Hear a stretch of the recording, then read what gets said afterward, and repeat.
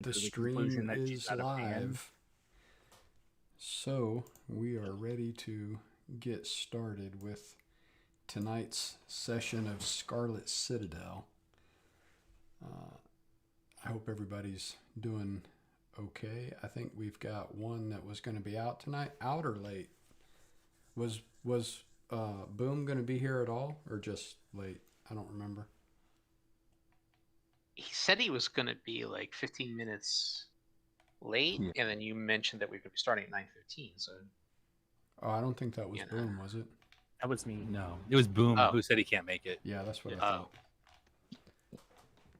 Okay, so with that cleared up, we are ready to jump right back in. Anybody want to catch us up to where we left off? Sure. Well, last we met, session 8, we had escaped the first floor room filled with undead and bone pits. And as they kept flooding out, we realized this was kind of a no-win situation. There was nothing in this place that was advantageous to us. So we went back the way we came, headed down to the second floor, and discovered an alchemical lab with various potions, mostly centered on the technology of creating or maintaining jellies and oozes, all manners of complex equations and formulae, far beyond anything that even the experts in our party, well, quote unquote experts for our level in alchemy could understand. But it was enough that we knew that it was way above our heads. And unfortunately, some alchemical elementals, it looked like, got mischievous and were left unattended. Whoever was in charge of this place, it wasn't attending it at the moment. And so they unleashed the batches of ooze spilling all over the room. We got into a fight and eventually defeated the rather nasty jelly ooze combination thing and looted the room, finding quite a bit of alchemical potions, some of them very valuable. And we found out that it seems like whoever's room this was is probably not doing whatever they're doing here of their own free will, considering their lackluster accommodations and the expensiveness of the equipment. And most likely were enslaved to create something nasty for somebody else. And we don't know where they are, what happened to them, but it looks like they had been here fairly recently. And so that was kind of where we ended off. All right. Well, Boom decides that he is going to go back upstairs and look around through some of the area that's already been cleared out, and he trots off that direction. Reika, are you keeping your spiritual weapon up? I might as well keep it up until What's the duration on it? I don't remember. I think they're normally 10 minutes, right? Okay. It's just 1 minute. Oh, it's just 1 minute? 1 minute? Oh. Okay, well then it would have gone away during the time you guys were searching around through the bookshelves and cabinets and stuff. And then we had talked about going into this doorway, although there's at least 2 more that we could try. In the room you're in now, there's a door in the northeast corner and the southeast corner. Okay. Yeah. But we had talked about it. We were gonna go through the northeast door. So you want the northeast door opened.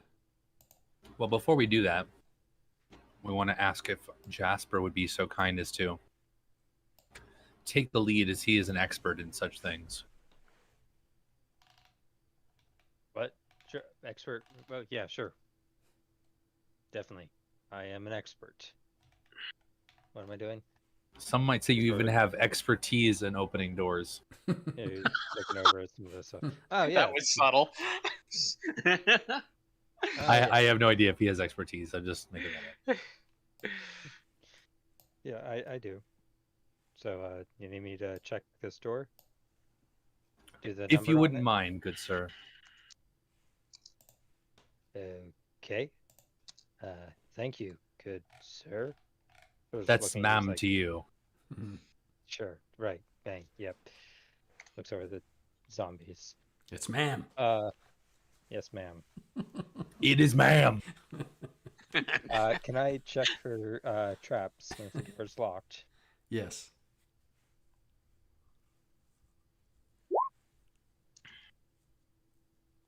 It does not appear to be locked, and nothing appears out of the ordinary with it. Okay. Walt, you want to take a step back? Yeah, sure. Yeah, sure. If there's a big boom, I want something soft, like right behind me, to get knocked into. Oh, yeah. Be the backstop. All right, you ready to open it? Okay, I'm gonna be paranoid again, but something tells me one of these times I'm actually gonna be right, and it's gonna save our lives. We're all gonna be great. Taggart, can you move maybe towards that desk a little bit? This one? Yeah, just out of that. Okay, great. I want to do. I have the Dungeoneer pack, which includes a rope and some batons. I want to tie one of the batons onto the rope and feed it through the door or the handle. Tie the rope to the handle. However the handle looks. I just want it so I can have attached to the door. I got you. So You're basically tying the rope around the door handle. Yeah. Okay. Stand over here and then open this door. So I'm guessing it swings outward towards us, or does it swing away from us? Well, you get the rope tied on there and pull on it, and you look like that kid in the Far Side cartoon. Another cartoon, I don't know. Oh my god, it's my favorite one. I think you're referencing the one where he's pushing on the door that says Yeah, pull. it says pull. Yeah. Oh, So okay. you're pulling on it's a classic. you're pulling on the rope, and I'm sorry, guys. This door must be locked by ancient means. There's, Yes, then ancient I magic pushing. I lean on top of the door, just like catch my breath for a second and probably push it open. yeah, it pushes open. Okay. Hold on. I want to stealth ahead to like right here. Okay, roll stealth.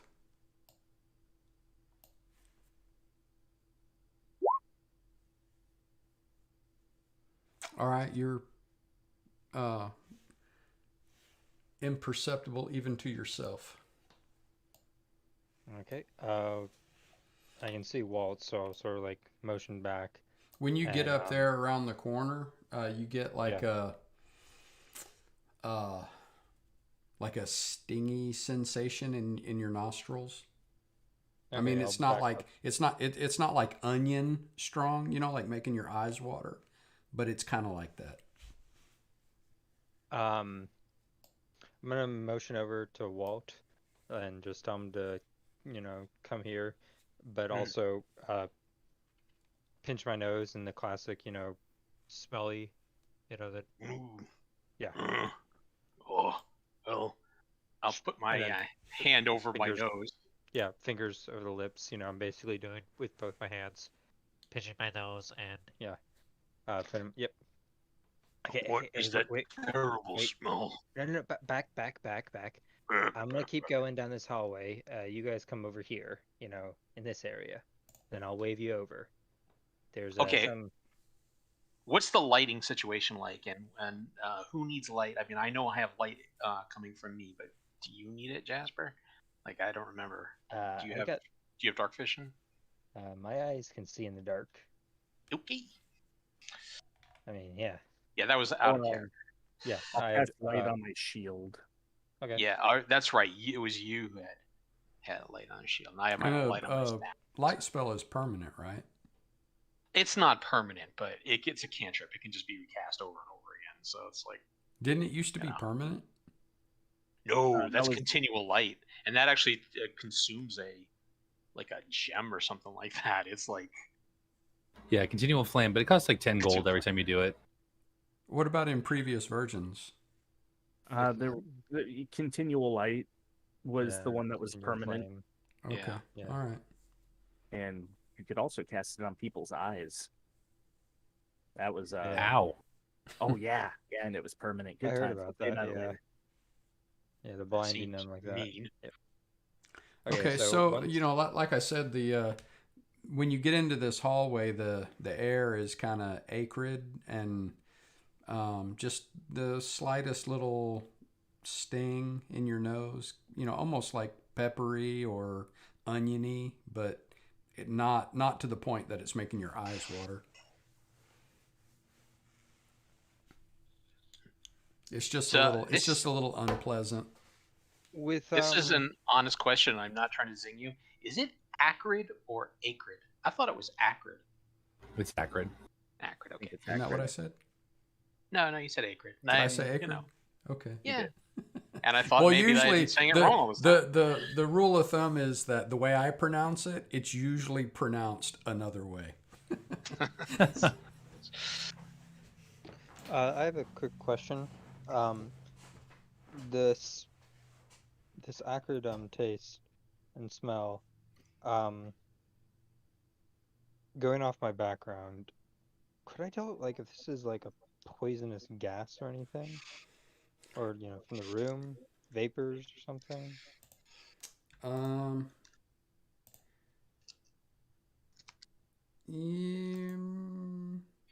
Roll a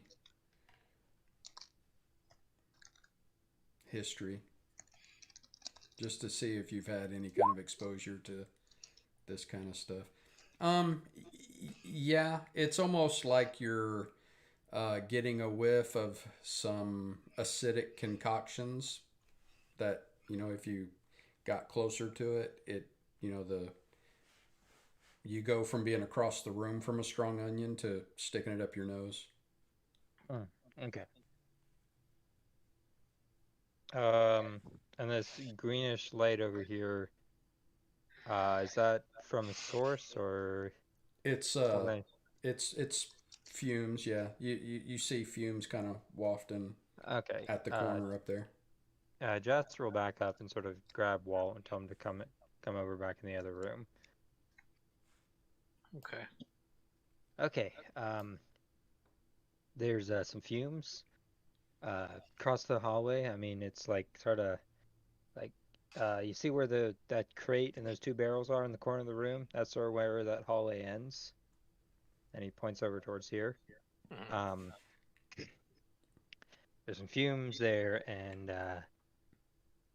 right where I was is fine, but I think if we get closer, it's gonna be bad. I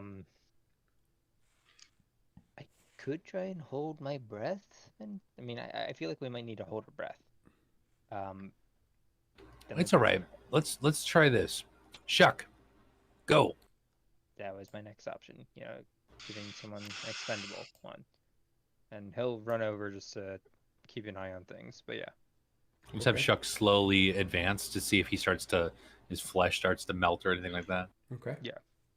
And I'm just watching, like leaning over the area. What do you see? What do you see, boy? What do you see? And it's well, this wouldn't apply with Shuck, but it describes what I was saying a minute ago. And acrid? Yeah. All right. I thought it was pronounced Oakrid, but that's just me. No. I thought it was ochre. An acrid stinging sensation in your nostrils and mouth alerts you the air ahead is laced with corrosive fumes. 2 stone vats, which you can just barely see the edges of from where you are.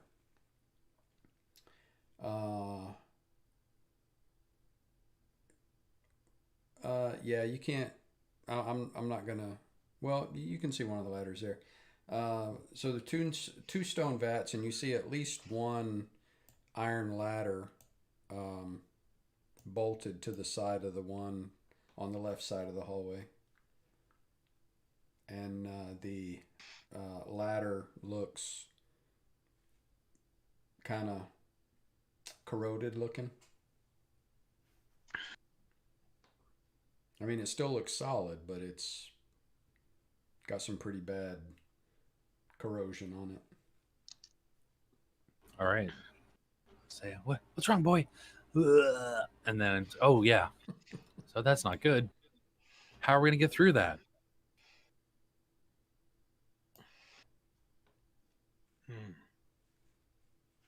And Shuck will take one of the crossbow bolts that we got and just chuck it down the hallway to see how bad the damage is. Shuck does that? Yeah. So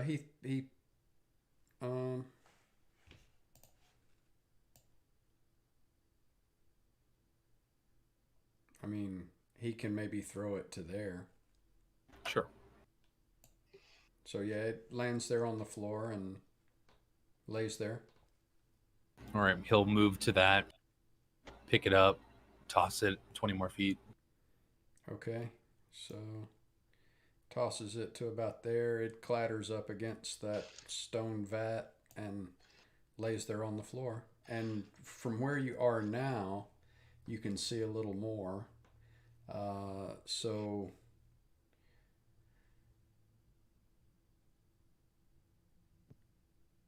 a noxious green viscous fluid seeps out of one tank and covers much of the floor. And that's where the fumes are coming from. A wooden desk. You can see the desk up here. How come I can't ping? Oh, I'm on the ruler. You see the desk up here. Okay. And there's a tank around the corner or something like that? No, there's this tank, and there's one on the top of the hallway, too.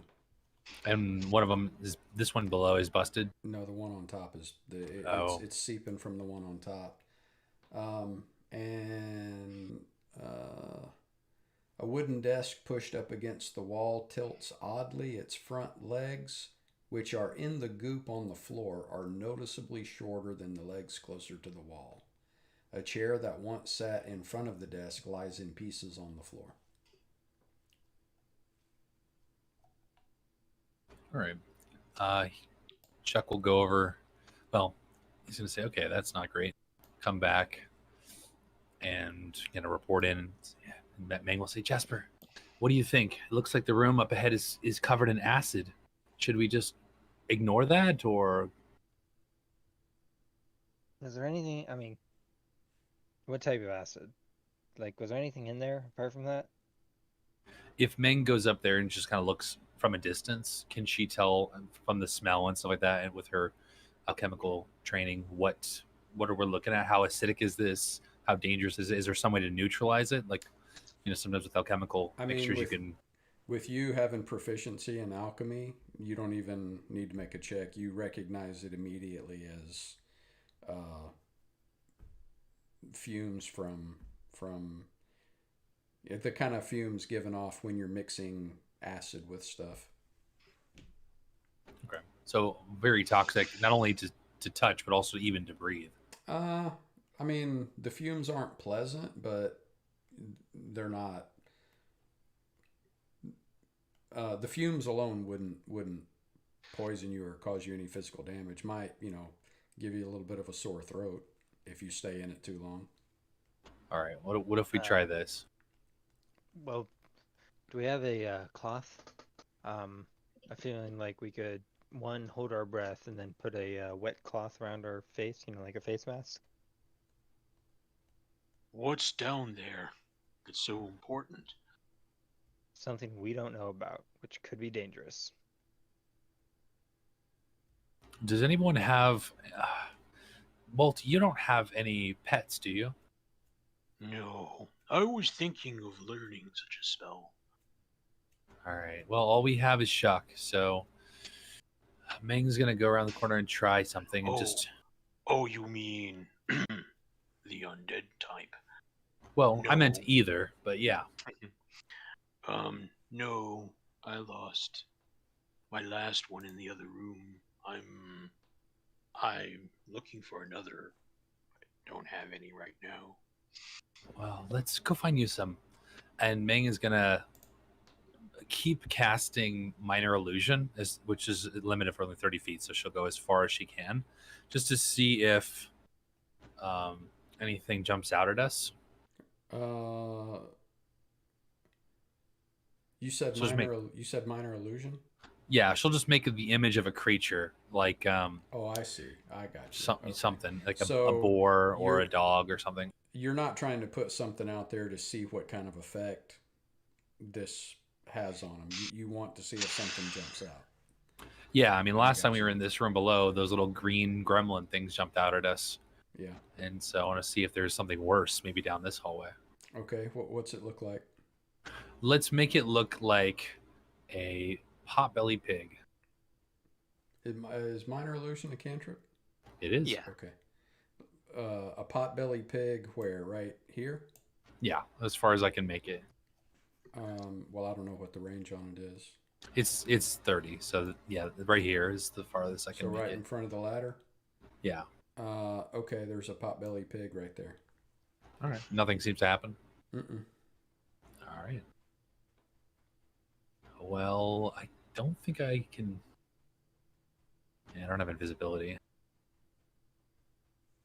I'm just gonna keep moving up, hopefully with Jasper helping me out. See what I can see. Yeah. So there's hold our breath. yeah. So cover our faces with the cloth, and then I'll point to Jasper and say, "Hey, look, there's the broken tank up there where it spilled all out. These ladders go up to the 2 tanks, right?" Yes. Well, I mean, Before, there's no top on the tank, and so it's just like there's like bubbling and gurgling, up at the top of the tank, and those ladders just go up to the top. Meng? Yeah.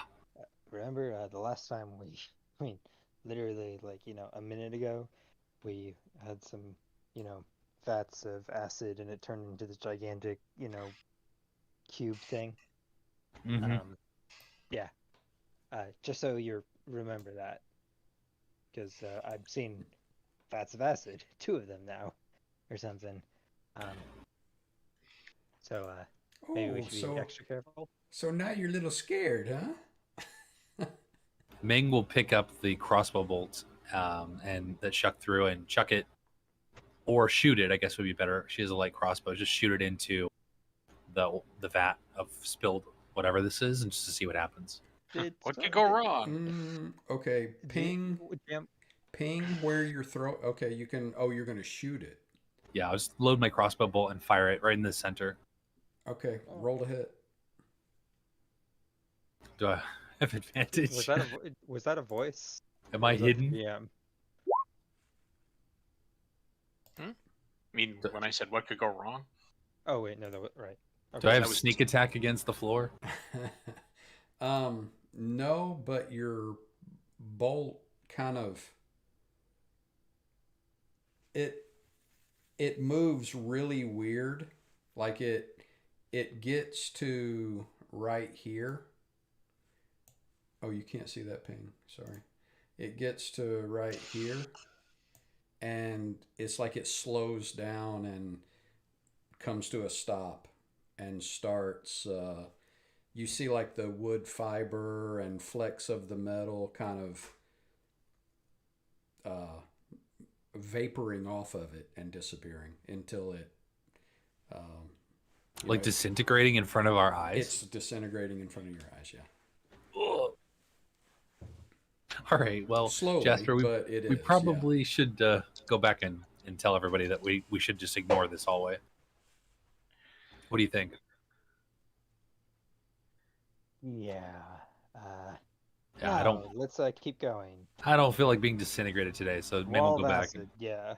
Hold on. I love this place. While he's doing that, I'm just gonna explain to everyone what we saw. He's gonna pause for a second and then bolt. It's another one of those things. The cube things. Acid, come on. I mean, it's probably right there. We would have walked right into it. It's that big thing right there. Like an invisible ooze. Some wizard was talking about it before. We sort of faced one of them. The gelatinous cube things, Oh, I didn't even think of that. You're a genius.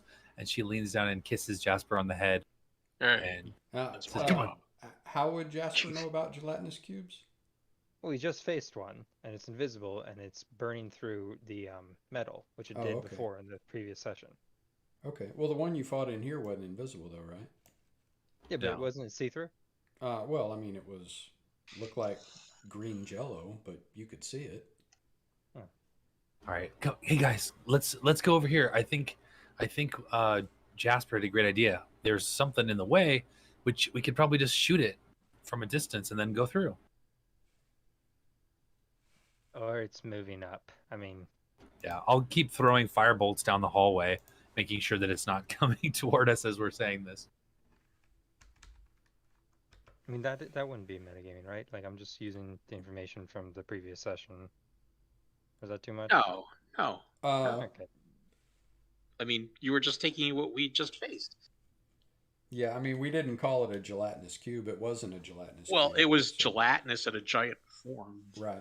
Yeah. With I- gelatinous oval? I don't know.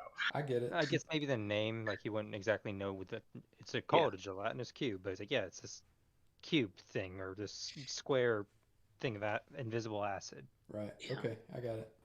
They Okay, makes I- things like that. what? Crazy. She just is surprised that there's such things that exist like that. That Oh, invisible cubes of ooze. I don't know what makes it. I'd be scared of anything that could make something like that, including, yeah.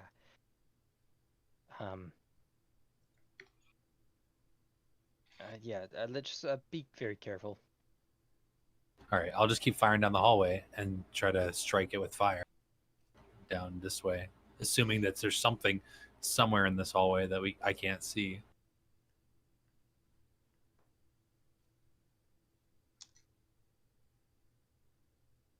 Do you want me to roll an attack roll for that strike? hang on just a second. I wonder whether we should even be bothering with this. If it's so hostile down there, maybe we should go somewhere else.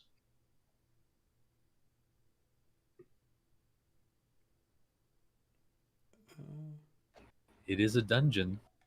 If we didn't want to go where there was hostility, we should go back to the surface and sit at the tavern. Sounds good.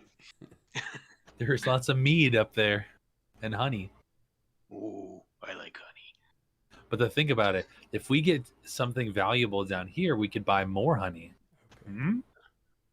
Ooh, More money equals more honey. more honey. From more money, I get that, yes. Are you shouting this conversation? Or is Jasper running back and forth, like, saying the words?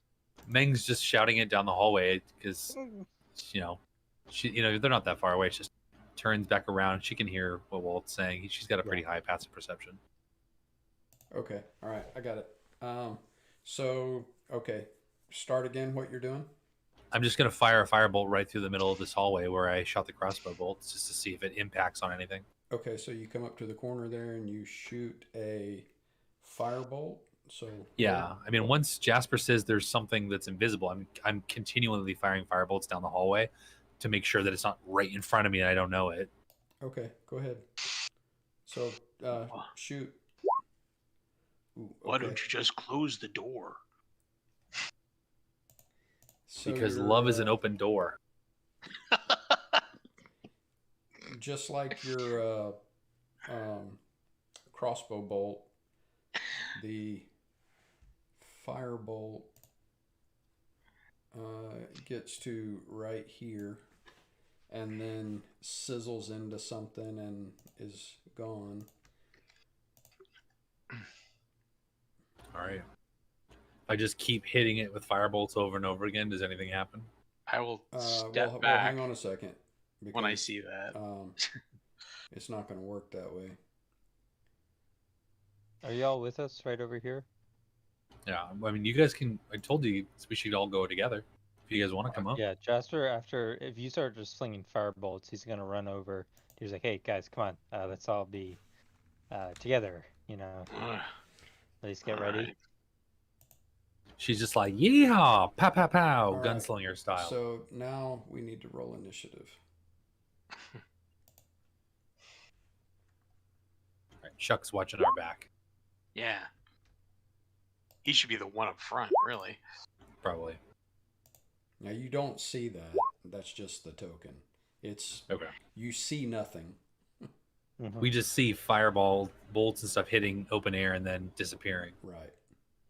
Scary. Let's see. What am I doing? Oh, rolling initiative. Hold on, I need to get my dog.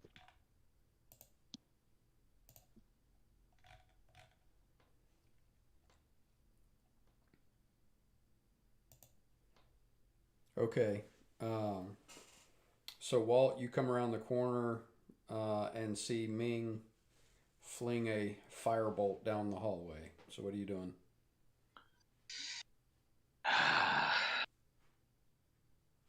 I'll step up here. Your line of sight is what it is. So if you Yeah. can't see the token on the map, or you couldn't from where you were, then you couldn't see what happened to her firebolt. Yeah. I'll step over here and say, I don't see anything. It's like move over here. Oh, I see something now. No, you don't. Yeah, I see it. It's right there. No, you You don't. said if my character can see it, I can see it. No, I said that. Oh, that's yo, just so for that's where the that's just for the that's where- token. But okay, that's where the looking down the hallway, you see nothing. Well, I guess you do see something. You see a badly corroded crossbow bolt, kind of hanging in midair. Well, something is obviously invisible there.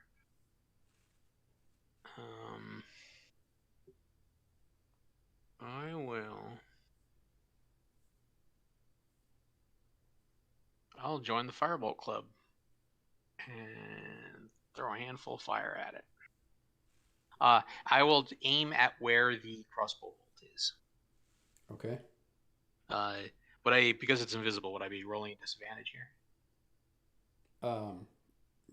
No, I mean you're shooting at a specific spot, so. Yep. All right, roll damage. 2. All right. So, your firebolt hits midair, hits a point right there, and sizzles and is gone. All right. I'll say there's something there, and I'll step back, and I am done. All right, Ming. All right. Needs a freaking fairy fire or something around here. What do I got?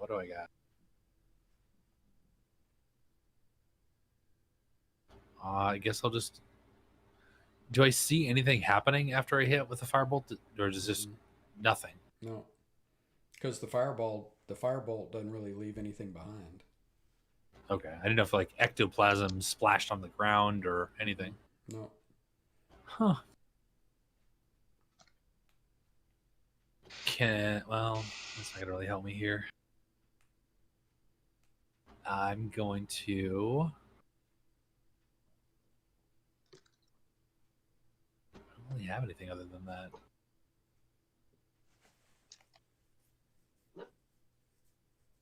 Do I think that the chemicals on the floor are explosive or flammable? Flammable? We can find out, right? I mean, Exactly. Yeah, you can see. Nothing has burst into flames yet. Yeah, so it's not really help us. Oh. I wonder. It doesn't look like whatever point where the crossbow is that's disintegrating, it doesn't look like it's moving toward us, does it? No, it's been hitting in the same place where you first hit it with the crossbow bolt. All right. What do we know about our potions of ooze friendship? What do they actually do? Well, Here you go. That's just. How would you know? Well, we identified them earlier before we moved into this room. So, Right. do we know? I mean, if there's not a plausible reason your character would know what ooze friendship is, like, do you know what animal friendship does, and so you can extrapolate that to ooze friendship, or how would you know? I'm assuming whoever was the Arcanist Walt probably that was smart enough to figure it out would have told us, right? Either way, it's fine. Mang will just down the potion and step forward and say, "Hello, friend." Okay. I have this vision of Meng and Ooze sitting on the couch, watching Netflix, doing one another's hair, talking about boys. Oh my gosh, those are so fetch. Hang on a second. Stop trying to make fetch a thing. It's so weird that I was thinking that exact same thing.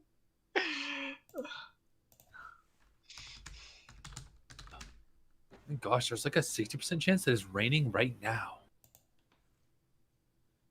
Oh my gosh.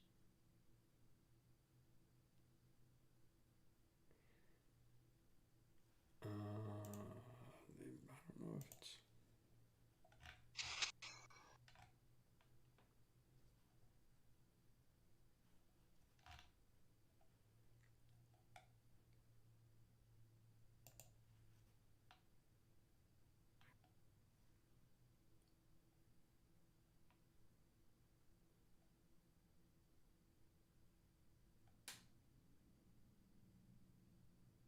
I guess I need to look somewhere else to see what this potion does, because I'm not seeing it on what I'm looking at right now. If it works the same as the potion of animal friendship, it's just a charm spell. Right. Okay. Let me.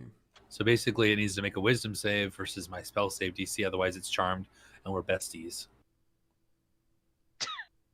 Okay. How do you even be besties with an Ooze? I just don't get So it. it says it works just like animal friendship, but on oozes. Yep. And So I drink it, and it casts ooze friendship on the creature. If it's just like animal friendship, it says that you can see. Ooh. That you can see. Yeah, like that ooze in the other room, that giant one that you fought that came out of the tanks, you could see it, so. Okay. Well, then I am going to drink the potion as a bonus action, right?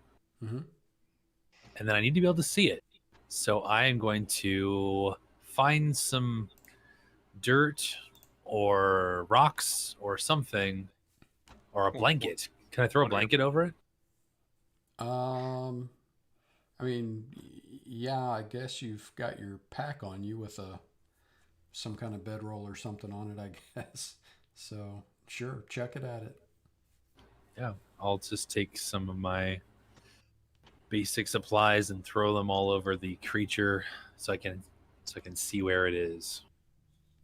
Well, it doesn't say that you can see where it is. It says that you can see. Oh. Well, I can't see it then. I mean, if without it was making just being visible. able to see where it is, then you could see your crossbow bolt hanging there dissolving. That's true. But you see your crossbow bolt, not the ooze.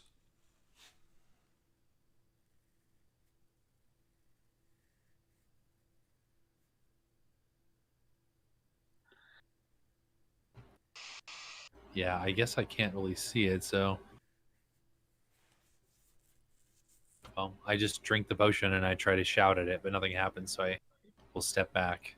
Say, I need to be able to see it, everyone. I can't see it. What were you going to shout at it? I would say, Bestie, I have something to tell you. Okay. Roll within 30% and I'll let it happen. Nope. So, I mean, well, you don't know whether it does or not. Yeah, nothing happens. Nothing That's my happens. turn. All right, Reka. All right. So these guys are fighting something they can't see. Let's see. 5, 10, 15, 20. Still can't see what the heck they're doing. Let's see. You do see a crossbow bolt hovering in midair about right here. About right here. Oh. So I'm apparently very close to it. That's terrifying.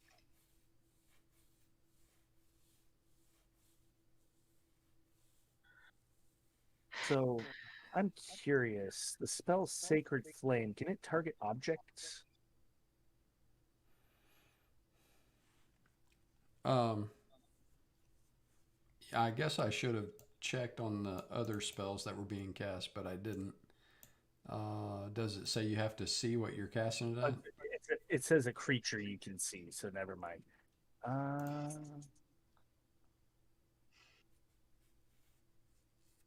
For light doesn't say that. What does Firebolt say? I mean, but you were just shooting the Firebolt down the hallway anyway, so. Yeah, I'm not targeting anything. I'm just firing it down the hallway. Yeah, it just says a creature or object within range. I don't even have to see it. Okay. You know what? I'll let the light spell on my shield fade, and I will cast light on that crossbow bolt. Okay. So the crossbow bolt is glowing now. And it does seem like the light kind of the light pattern is almost like it's not direct light, but it's just barely perceptible. All right. In that case, I will fall back next to 25, 30. I'll fall back closer to Mang, and that's my turn. It's almost like you're seeing the light through a, window from a 1920s barn or something. So it's translucent. Right. That's what you're saying? Yes. Reka's done? Reka's done. All right. Tagernai. Okay, so I can tell from the rest of my party that there is something there. However, in the last battle, I was kind of invalidated because all of my attacks had no effect. So I'm just gonna sit here and see if something attacks. I guess I'll take the dodge action. Okay. Jasper. What's the floor like? Is there a lot of like rubble and debris and stuff? Just back here where it looks like there's like a crack, or a corrosive crack in the tank right there, and it's like that ooze is kind of seeping out. Yeah, but like right where I am, like is there like in the corners like dust or a little bit of like small pebbles or specks, something like to grab a handful of? No, it's a clear stone hallway. Okay. In that case, I want to grab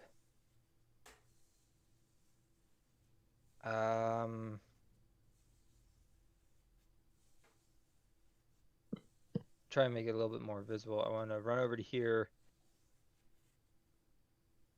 and shoot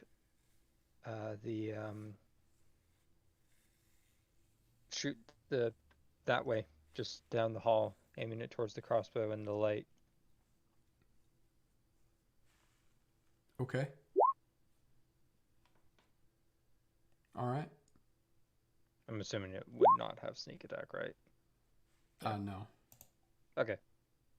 And for a little bit, the arrow's still in there? Yeah. Okay.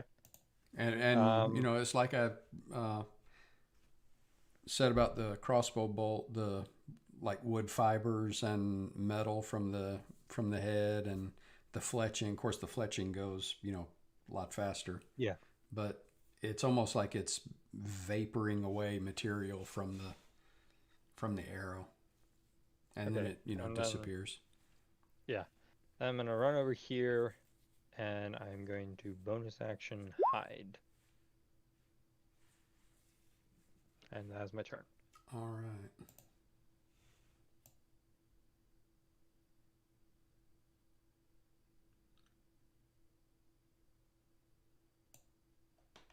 Okay, you see some of the rust and corrosive, corroded looking places on the ladders kind of do like the arrow and the crossbow bolt do for just a minute, for just a second, and look like they're being dissolved, and then it stops. And the arrow and the crossbow bolt have now moved to right here.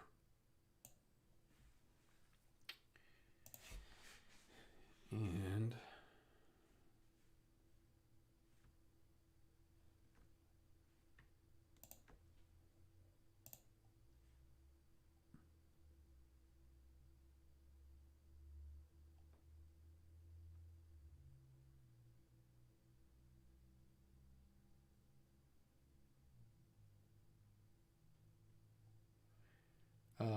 this hits Ming.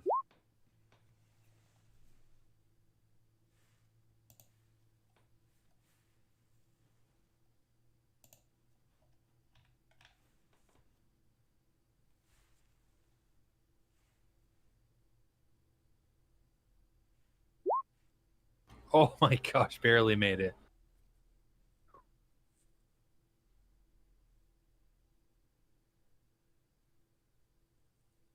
How dare you, sir? Sir, that is incredibly rude to say such things.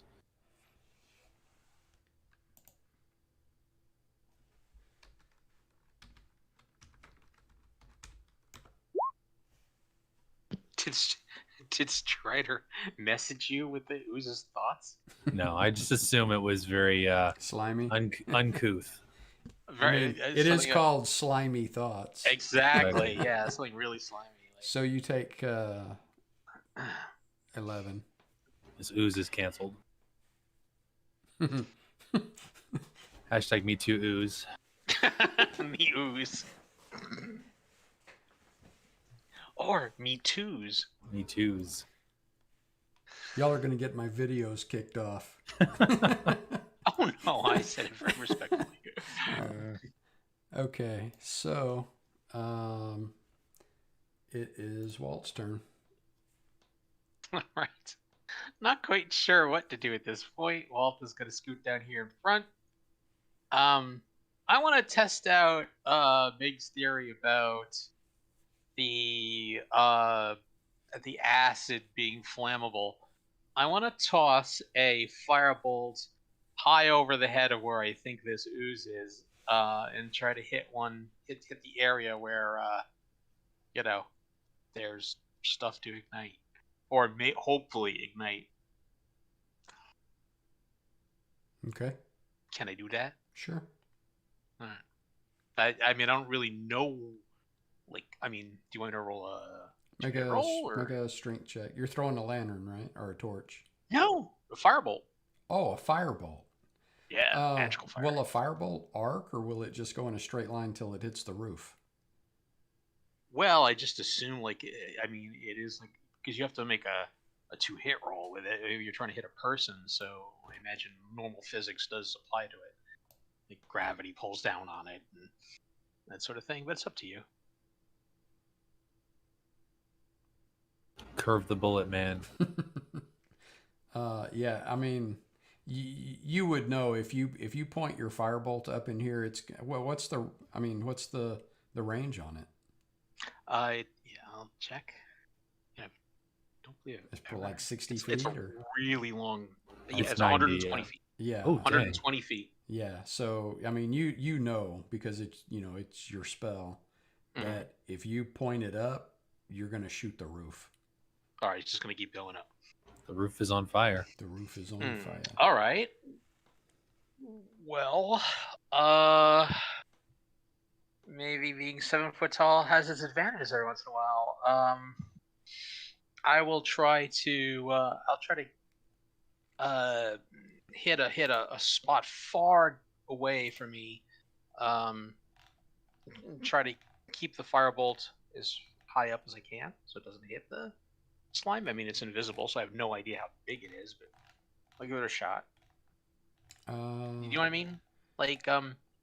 Try to if it's gonna go in a straight line, and I'm 7 feet high, I will try to get. If it's gonna go in a straight line, I'm gonna try to angle it so that it hits the far end of the room where there is some acid in an attempt to get it over the head of the jelly. If I don't, I don't.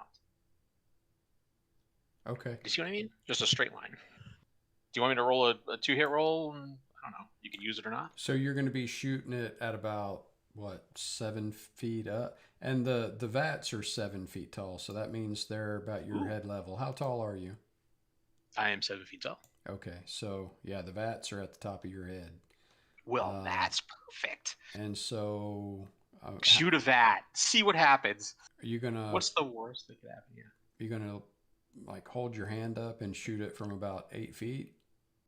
Yeah, let's do that. Okay. But I mean, I'm still trying to target the vats, so... Oh, you want to hit the wall of the vat here? The wheel? Or at the ladder? Or, where? Wherever there might be acid to ignite. It's puddled on the floor back here. It's not on the side of the vat. It's puddled on the floor. Yeah. All right. Well, I'll try to hit the top of the vat then. Okay. Since it's at the same level as me, and I'll try to get the fire in there and see what happens. All right. Do you want a 2-hit roll? Mm-hmm. Okay. So you stand up on your tiptoes and stretch your hand up and shoot the firebolt kind of angled across at the wall of the vat there, and it hits the top of the vat, like, here, and bounces up off, back toward the vat, kind of chips the top of the vat there. A little bit of the ooze that's in there kind of splashes up over the side a little bit and drools down the side. But other than that, nothing happens. Nothing ignites. Okay. Well, it may not be flammable. And I will just back up, and that will be the end of my turn. All right, Ming. Ming just ruffles his back hair appreciatively. It's all right, Waltz. I think I have an idea. And she takes out the jar of eye drops of seeing invisibility and drops a drop in her eyes. Okay. All right. Can I see where the creature is now? No. What? What? Can't see your bestie? That's ridiculous. So I still don't see anything. I was like, bestie, come out wherever you are. No more playing hard to get. Sleepover time.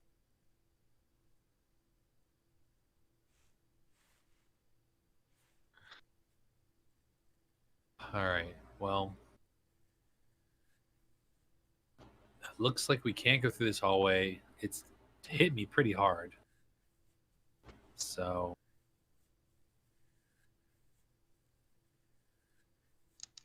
I don't even know what else we can do. I can't make it visible. The fire bolts don't seem to hurt it. What do you think, Raykesh? Should we just leave? What if we, does anybody have any oil? Maybe we could throw some oil down there and then ignite the oil. Work. See what happens. So is Ming done? I'll say, you know what? I'm going to step out of sight here because this is getting very dangerous. That's my turn.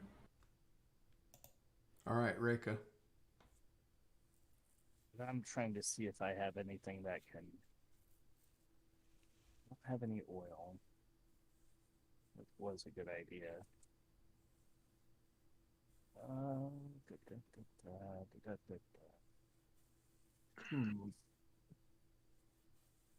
Actually, I'm all out of those. The fletching and the wood from the crossbow bolt are gone now, and you can just barely see the iron head, and the arrow is not far behind. Oh. Thinking.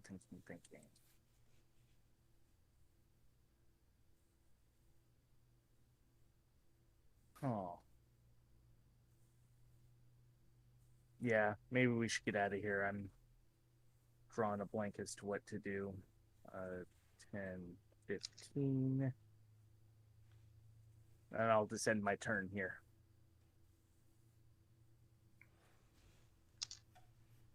All right. Tiger and I. I'm gonna say, are we running? Tactical retreat. Okay then. I will be tactically retreating, and I will use my action to more tactically retreat.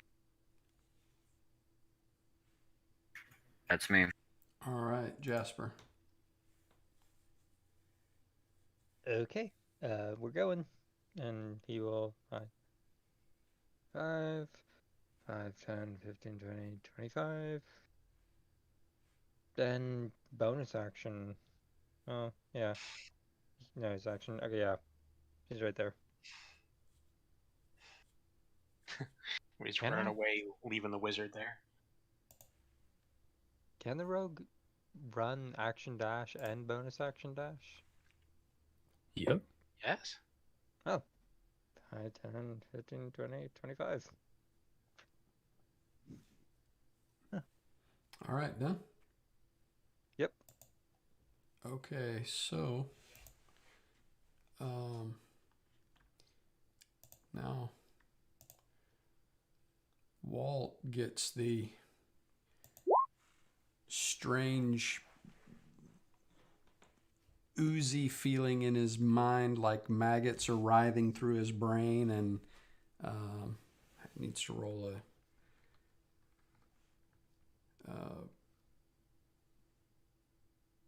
intelligence save. Intelligence save. Look at this. Oink.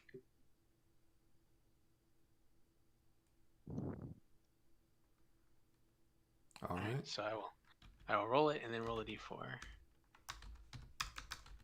So intelligence. All right. So you saved. Okay.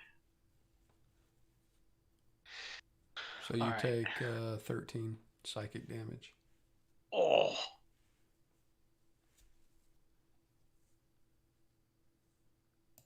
And then you see the what's left of the arrow. It's hard to see the crossbow bolt head now, but you can see the arrow goes back to there. Goes back. Oh, so it retreats? Yeah, you see it. Yeah, you see it going back down the hallway. Okay. I'll yell out, "It attacked my mind. It hurts." And I will. It's not your turn. It is now. Oh. Now it's your turn. Okay.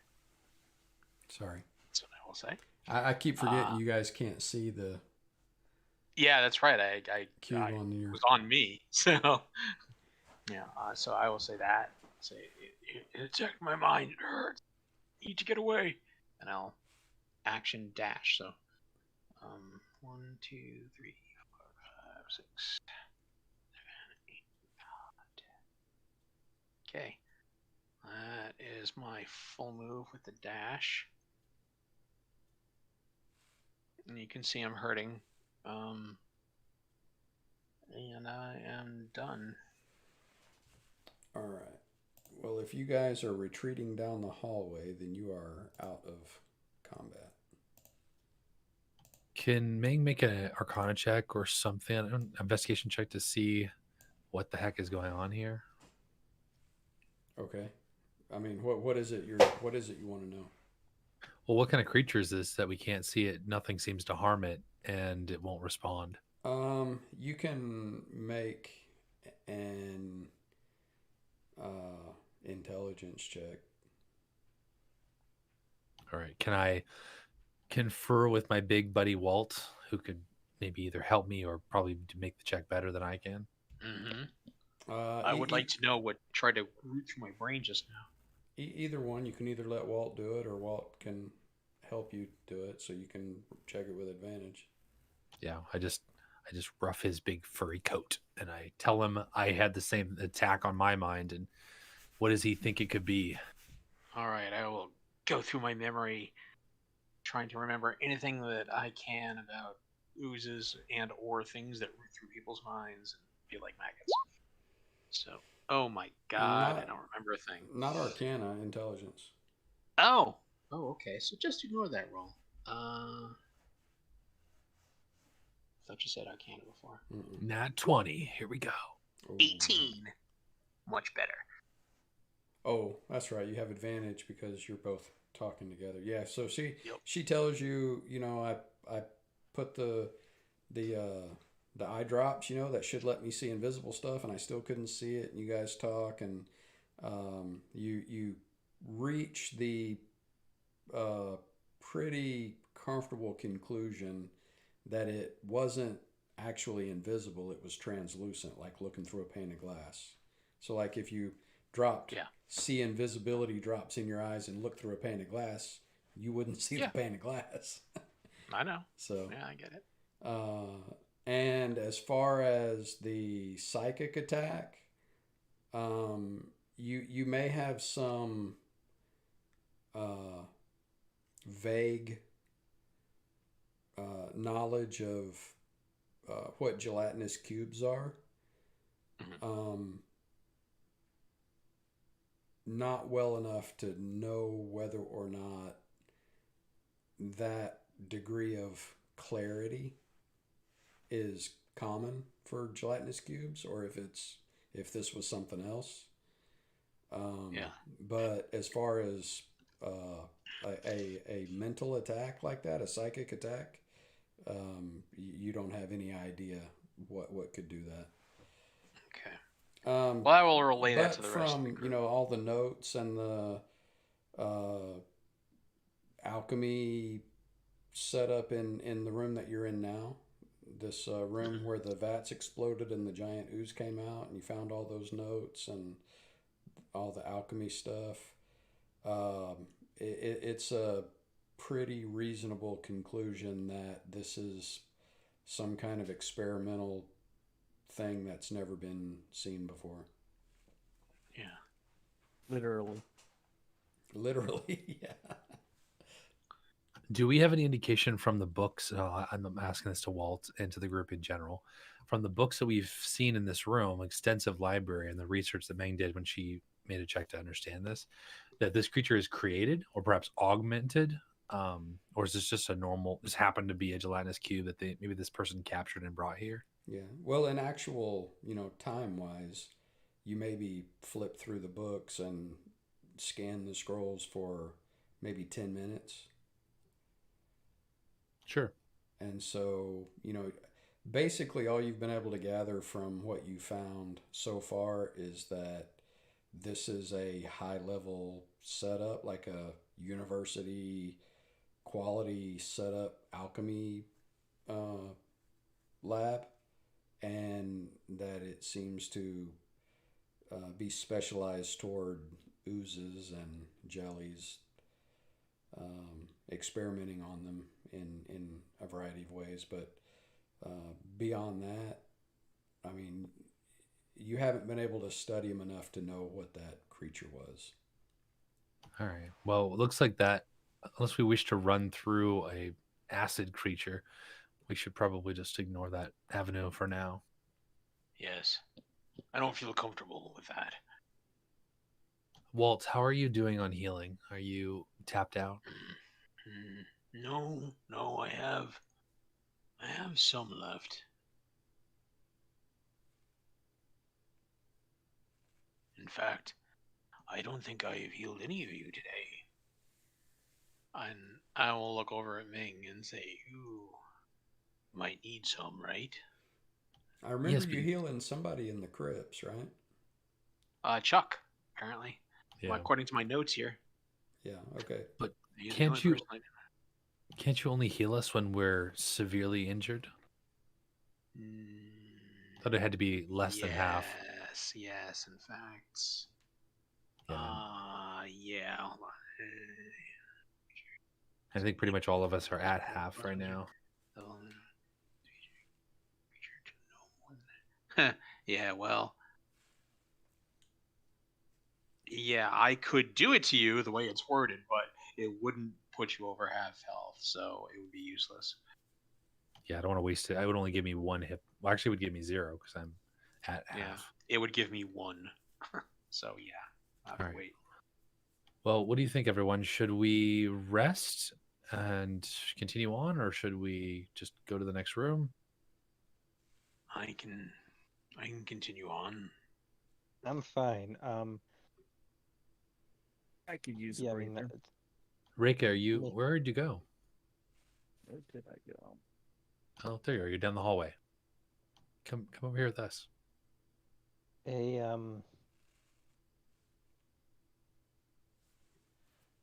want to run over to this bed and this like area. Does it look like, especially the stove and feel around, does it look like recently been lived in? Yeah, there's dirty dishes in the sink. The bed is, not, made. I mean, it's made, but it's not like neat. Looks like maybe somebody might have laid on top of the sheet instead of under it. Yeah. There's a footlocker there. I think Ming maybe searched the footlocker and just saw a couple of changes of common clothes. Yeah, we already searched all of that stuff. So it looks like somebody poured supplies and recently was here. So right now you guys have been in here for what, 20 minutes maybe? Maybe, I believe mean, so. a little bit of that to fight in the 3 cauldrons, then up here, 20-30 minutes, yeah. Yeah, I mean, we were fighting with the undead horde on the first floor for a while, and then we came down here. And right, yeah, I'm talking about, since you came down the stairs. Yeah, not very long. Yeah. Well, I guess we should keep going. Then, Jasper, would you do the honors of checking the next door? Hopefully we'll have better luck. All right, I'm going to make sure that these doors to that ooze area are closed. Do they have that grate thing that this door had? Yeah. You know what? It's not, real easy to see, but if you check the bottom of the door, it's there. We saw it before, so... Right. Okay. Yeah, that's not going to do much. Can I even... I want to shove a table in front of this door. Right here. Just in case that thing comes after us. Can you do that? Yeah, probably... Like this table? A couple of you could move that table over in front of the door, yeah. I'll help. All right.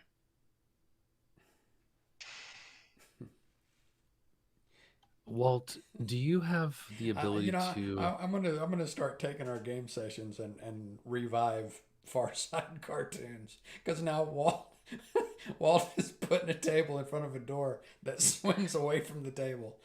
Oh, I thought it was the opposite way. I remembered the joke from before. I thought it was like the Far Side cartoon where the kid's pushing on the door, but the door swings outward. He had a rope tied to the door trying to pull it in, but the door didn't swing in; it swung out. Well, crap. Well, you know what? In a way, it kind of still works because it's an ooze, and if it's going to get to us, it's going to have to push the thing out of the way. So maybe the party name instead of Bare Necessity should be the Far Sides. Yeah. There are a lot of bears in the Far Side cartoon. Yeah, you're right.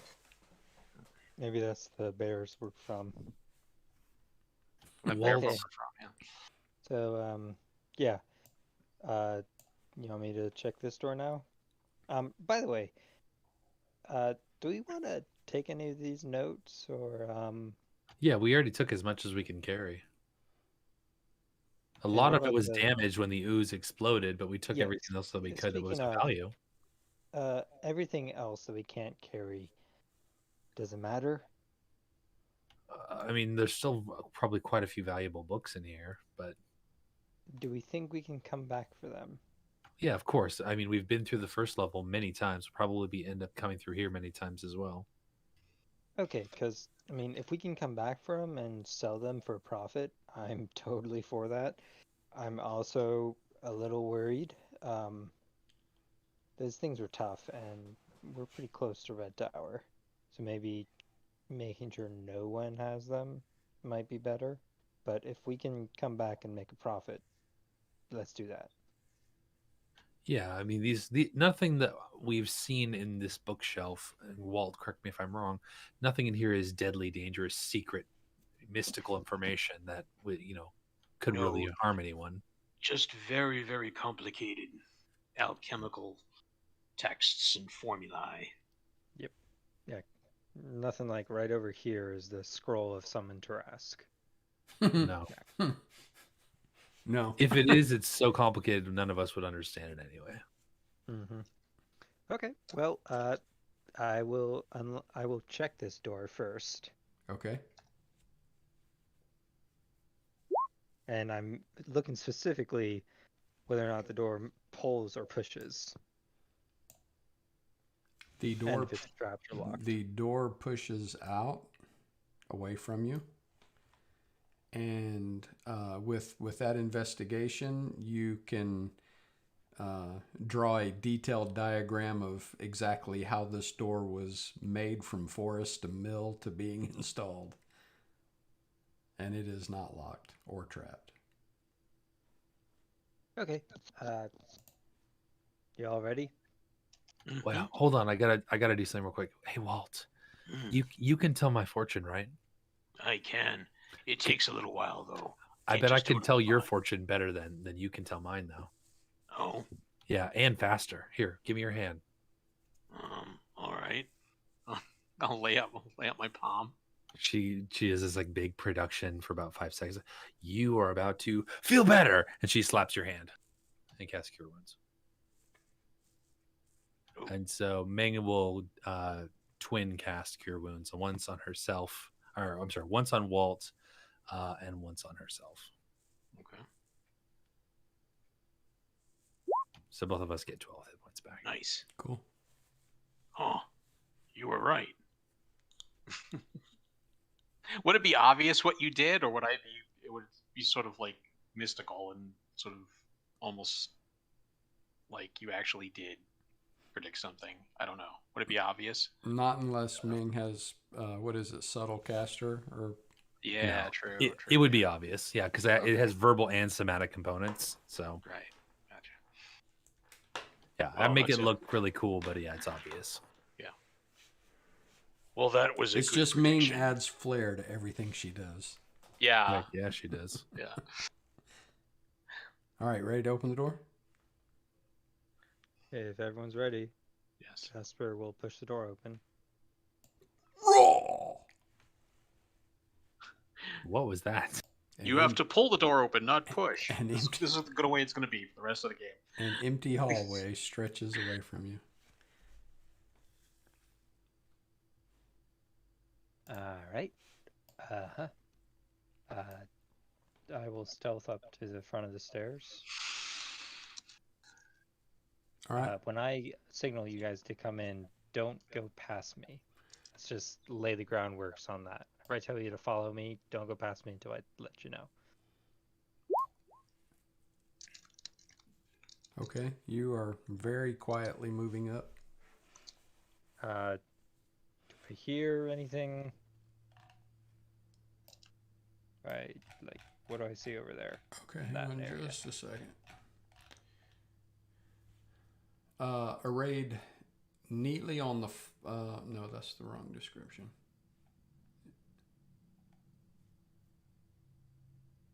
It looks like a storage room, and it looks like foodstuffs, like root vegetables and dried meats and things like that. Okay. And there is a puddle of... It looks like this barrel is kind of leaked out, and it kind of looks like meat juices or something rotted and kind of ran out a little bit right there, and there's a little bit of an odor, like rotten meat odor.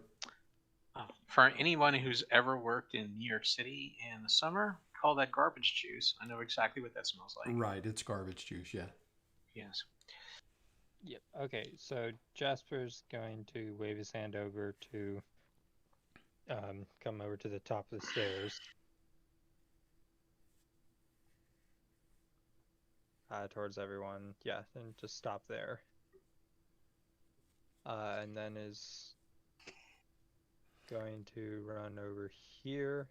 I'm assuming There's more rations and stuff here.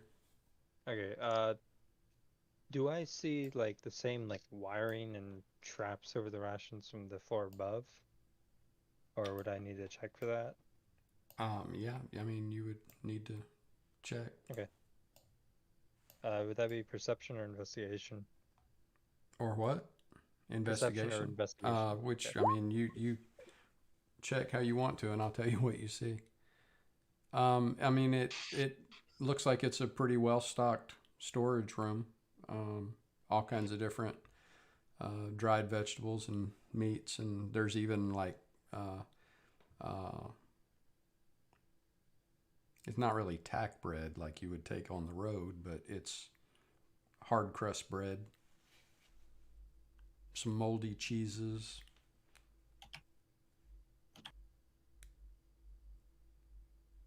Awesome. I will scamper over here and tell the party to start making their way over.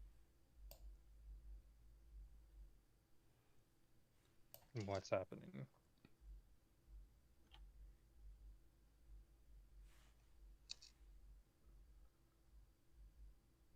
Okay.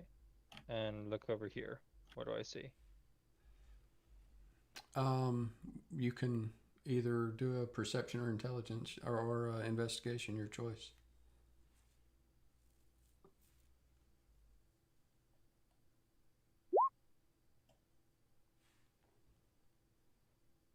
I see a hallway.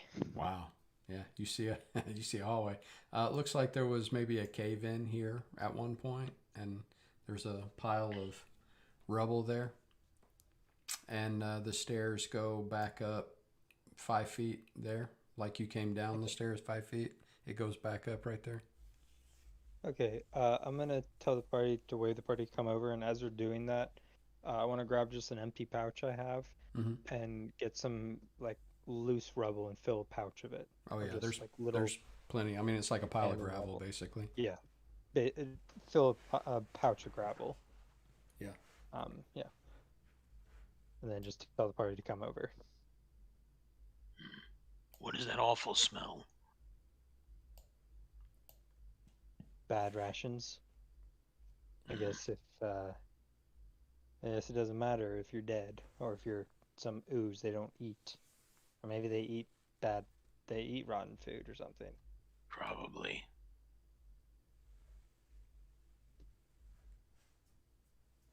Ooh, what's in this fun place?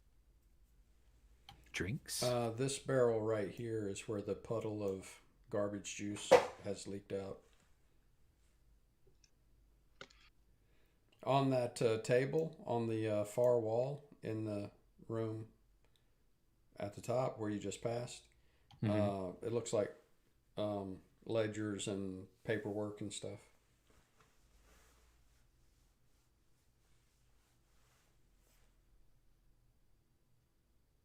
Oh, did anyone already look at that paperwork? No, Jasper's just scoping out the entire area before moving into a room. All right, Shuck will jump in there, grab the paperwork, and run out.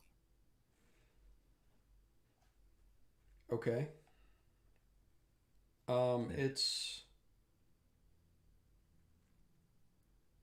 It's basically the ledger and inventory and stuff of what's in the storeroom here. All right, anything of interest, or is it just mundane foodstuffs? It's all just the like pantry stuff, basically.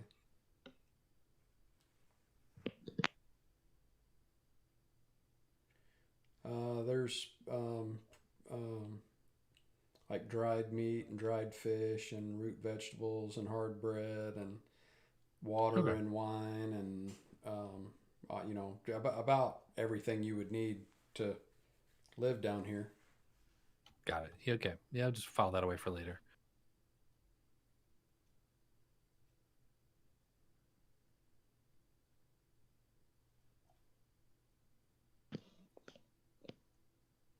Are we going to move on? All right, boss man, let's keep on going. There's a door at the end of the hallway down here. Go ahead, Jasper. Yep. I'm keeping a very careful eye on the stairs and the area around the door.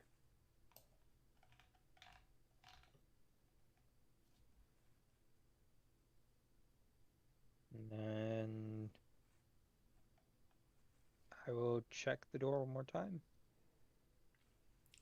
This door is locked. Okay, I will check for traps. None that you find.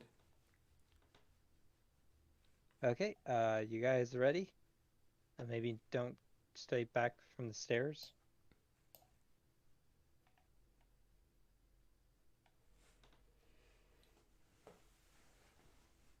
Here we go.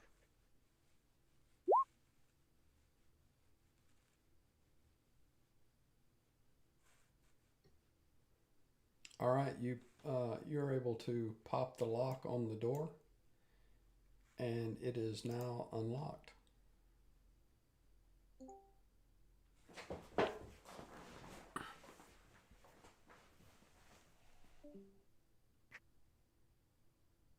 Okay.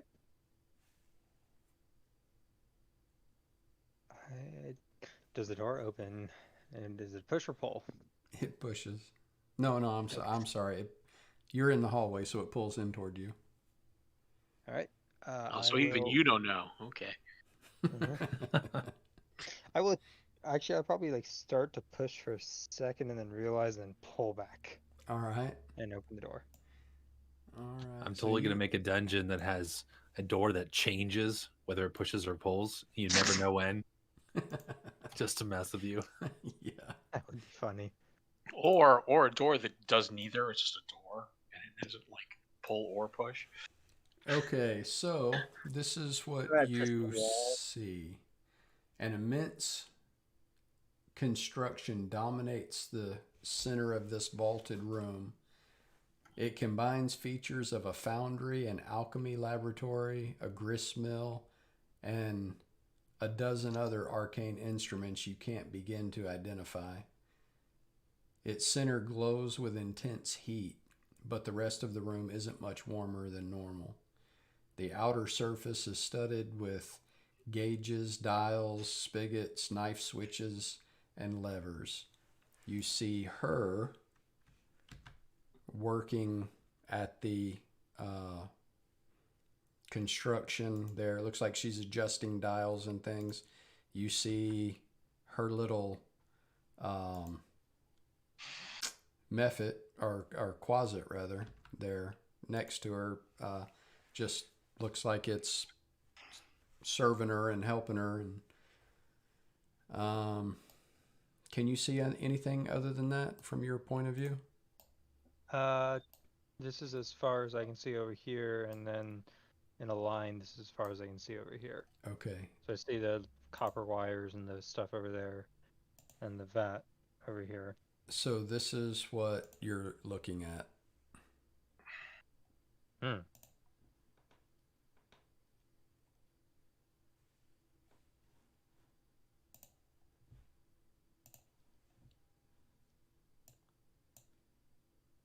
Okay.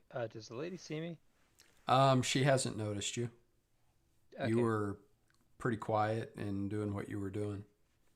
Yeah, then I am backing up, and Not to mention the noise from the big thing in the middle of the room. yep. Okay, so there's a lady there. Really focused on some work with a little imp closet. I don't know what. There's demons nearby, Mr. Cherno. I don't know what they are. Creature thingy. Okay. What you say she's doing work? What kind of work? There's this big machine with pipes that she's working on. She didn't notice me, so it's really focused on it. Y'all go ahead. I'll be right back. Okay. Magic just put us back in the tavern. No, so yeah, I mean, basically, it's if I'm where the door is, this is sort of where this area is, and she's like right here with her little friend. And was she using the forge, or is she just hanging out? I think she's working around it, doing stuff with it. All right. I mean, we could talk to her. We could get the drop on her. Yeah, I do like talking to people. Yeah, that's what I was thinking. But I do like blowing people up too, so it's a toss-up. But since we're kind of beat up, maybe talking to them first would be the best option. Mm-hmm. We'll probably end up blowing them up anyway, considering. Yeah, but my flimsy morality that I keep with me sometimes would feel a lot better if I had an excuse to blow them up first. That makes sense.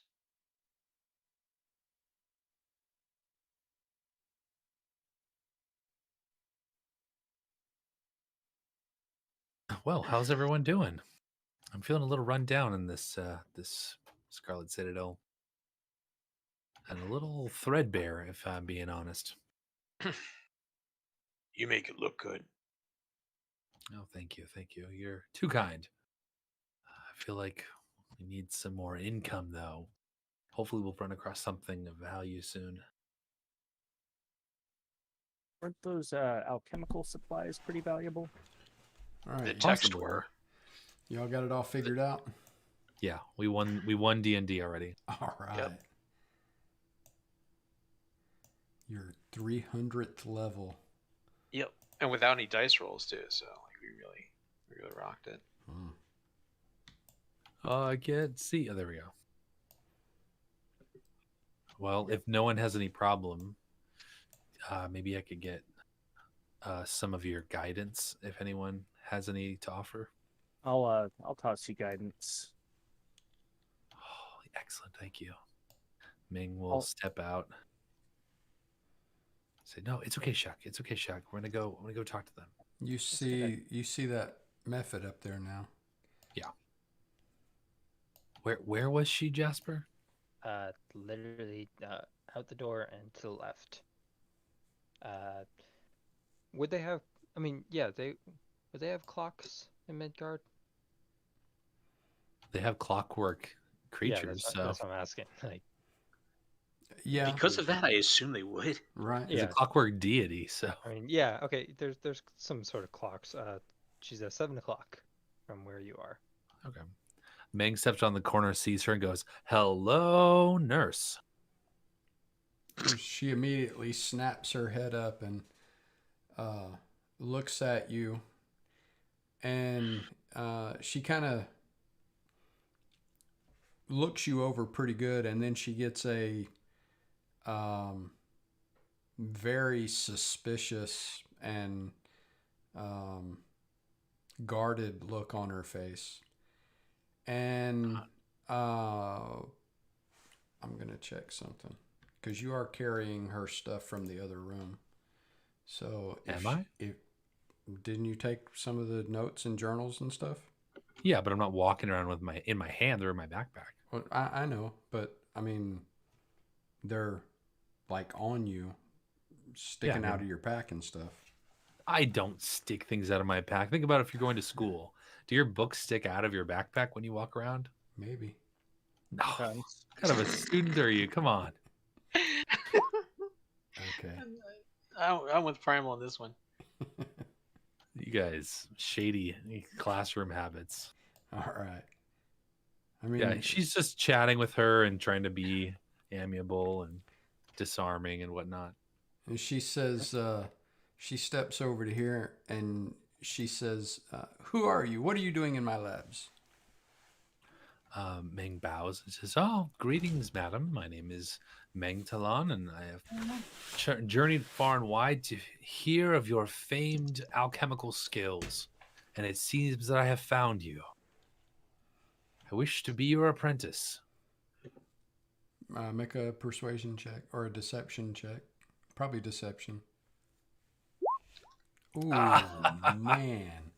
So she, the guarded look she had on her face kind of melts away, and she almost condescendingly smirks at you. Well, not almost, she does. Kind of smirks at you in a very condescending way. And she says, "Child, I'm far too busy to teach novices. Be on your way. Be out of my labs." And she motions to these two mephits up here, and she says, "Get her out of here." And they start moving towards you. Wow, that's rude. Well, Meng's going to say, "Very well. May I at least have the pleasure of your name before I leave?"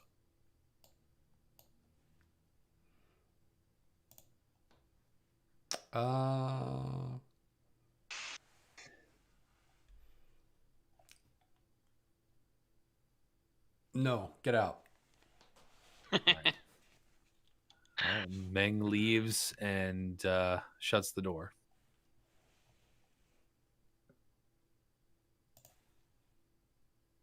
I'll whisper, "Did she see the rest of us, or is it just you?" I think her little amigos might have seen you guys, but they don't look very smart, so I'll kind of fill them in on. I mean, they probably heard the whole conversation, but like, okay, she's definitely evil. I whammied her with the most buttered up, ego massaging conversation you've ever heard, and she just didn't even bat an eye. She needs to die. She's obviously pure evil.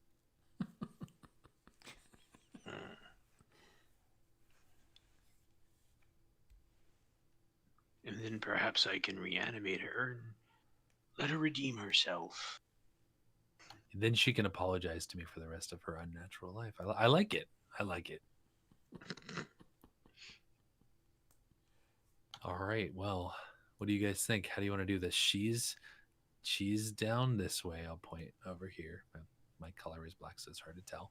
And then there's 3 of those other little green goopy things, and she has a little demon servant. So maybe we should all pounce on her right away and then take her down, and then we can deal with those little tiny annoying things afterward. Yes. All right, I like it.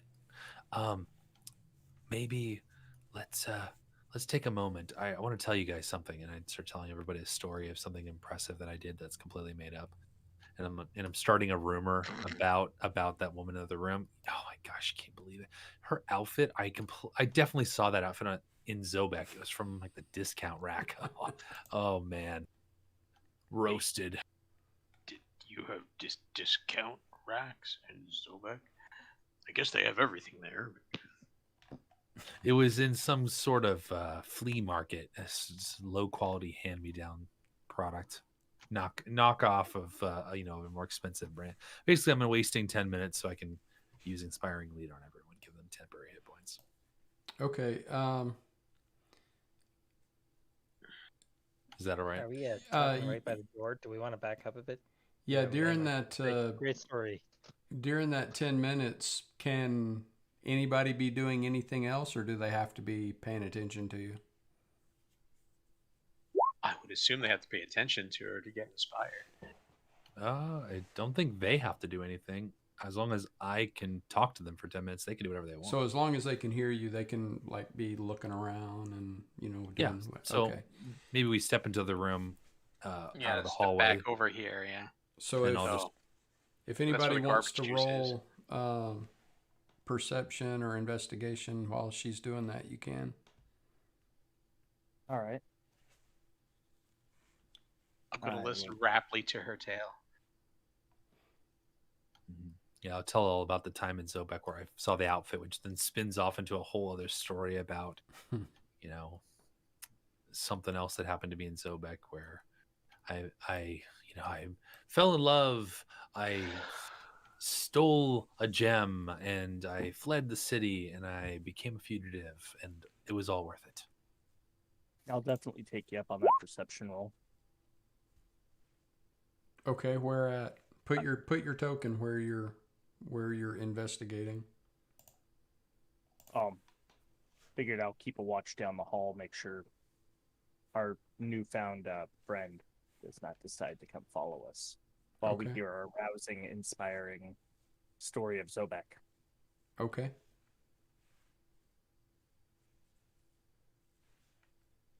Anybody do anything else? Nope.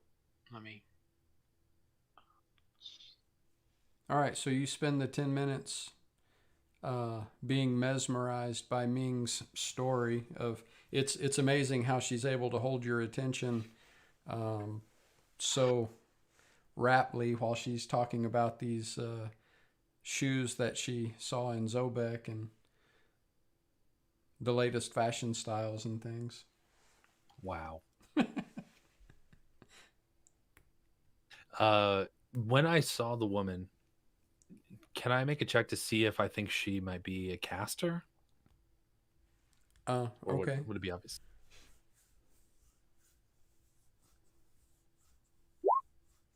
I'm assuming an Arcana. Would be the check. The way she was working on the machine when you saw her, and you saw she was, I mean, basically littered with potion bottles, and maybe some of them weren't necessarily potion bottles, but you couldn't really tell what they were, but with your background and your knowledge, she's definitely an alchemist. Okay, I'll warn everyone to be careful of her drinking any potions or throwing any potions at you. We saw what she could make in that other room, and who knows what kind of nastiness she probably keeps on her person. How could we stop her, even if we knew? Hammer to the forehead usually does it. Or make sure she can't see you, or you're in close proximity with her. Then it'll make it much more difficult for her to throw something at you without splashing herself. So basically, like, get in melee. Otherwise, that has disadvantage on ranged attacks. Mm-hmm. Oh, I know. Or if she does throw something that has a splash, which I would imagine most alchemical things do, she probably wouldn't want to splash herself with acid. Yeah.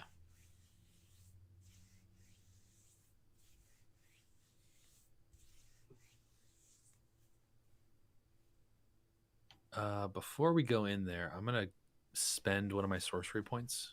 Can I? No, I can't. That's gonna be too expensive.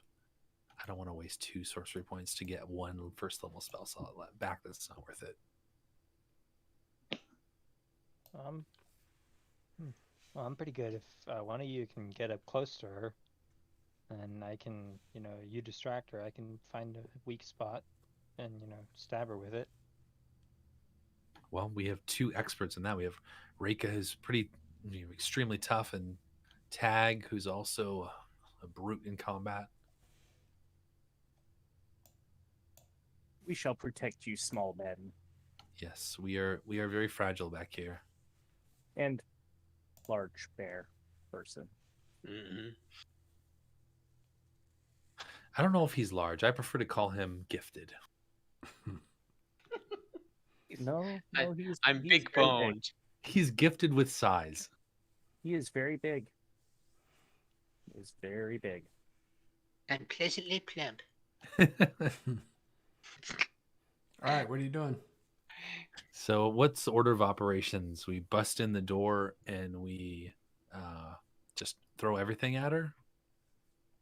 Sounds good. All right, what's our order of going in? Melee go in first, Probably. Yeah, well, Or do we want Jasper to try to sneak in first, maybe without her noticing?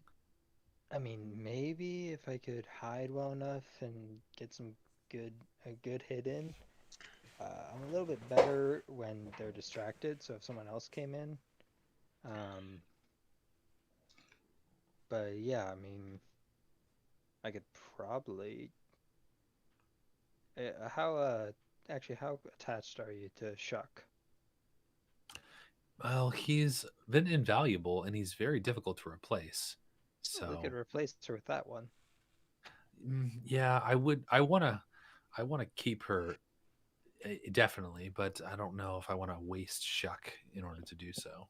They're I'm saying actually like, engaged. If you really want to know. well, I'm saying like what I'm saying is like, okay, let's open the door, and she realizes we're attacking her, so she throws something big, and then all of a sudden there's a choke point at the door. I'd rather have the already dead thing, no offense, take the brunt of that damage. Perhaps. I'd hate for anything to happen to him though. Well, you can get a new one. A trade, Shuck for. I don't know what you'll call the other lady. Meng feigns outrage and looks at Walt. Can you believe that they're talking about Shuck like this, Walt? How I'm can he ever standing redeem literally himself? right The sooner Right he between you dies, guys. the sooner he is redeemed. Yeah, the 4 foot tall rat is sort of just like looking back and forth as you guys are talking. Well, I guess this will be a way for him to redeem himself. And then he can pass on to the nether realms. Yeah, I guess he's gonna alert everyone that we're coming if he steps in the door, though. Yeah, but the big defense thing will be used up on him. All right, so we'll have Shuck run in loudly, and then we'll all charge in after him. Yeah, we did get the temp HP, right? Yep, everyone gets 9 temp HP, including Shuck. Awesome. All right, well, I think that's a good plan. Shuck can run in first to be the decoy, and then we'll all run in afterward. I like it. Operation Undead Shield.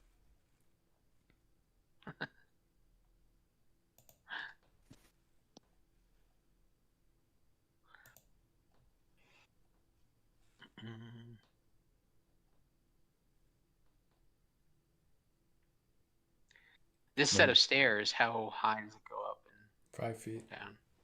Okay, so it's really nothing at all.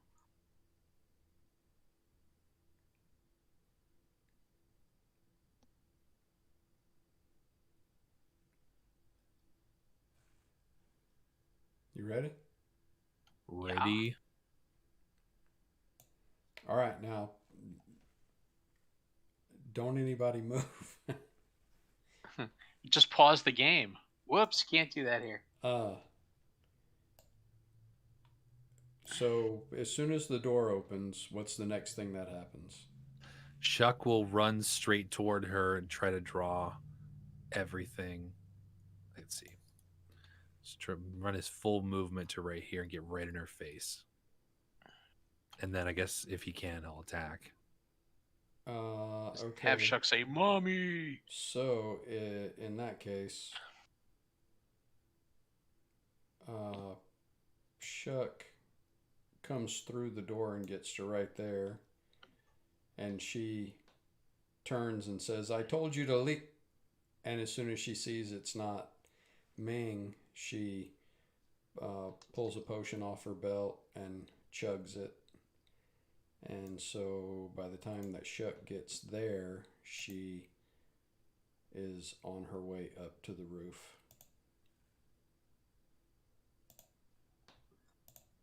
Is she invisible? Do we see her? Go up to the roof? You see her. I forgot how you put elevation on here. I'll just put that she's flying. Oh, so she's on her way to the roof because of flight, not because she got very big. Right. She as soon as she saw that it wasn't Ming coming through the door, she chugged a potion and flew up to the full height of the room, which is 30 feet. Wow, that's awfully fast. And now we roll initiative.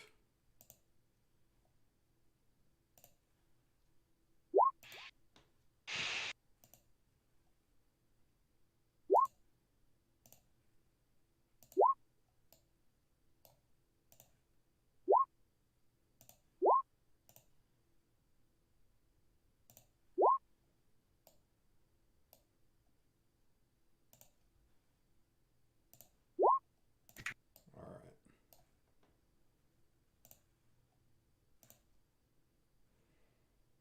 So she takes off to the roof just as Shuck gets there, and her little buddy doesn't like Shuck running up on his master, so he is going to do this.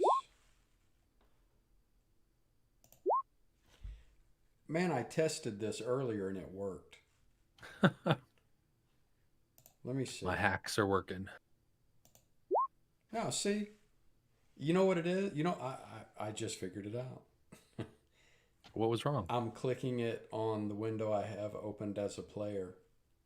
Ah, that would make sense. And I just tried it on the window where I'm logged in as a GM, and it worked.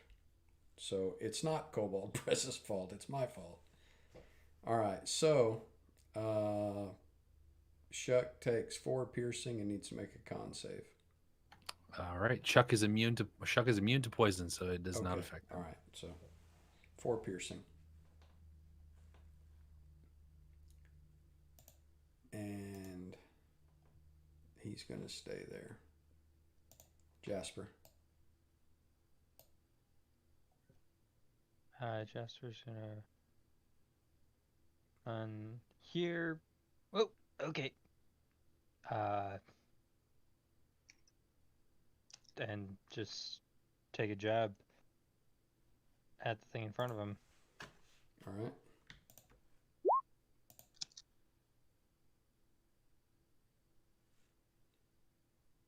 $14 hit. 14 does hit.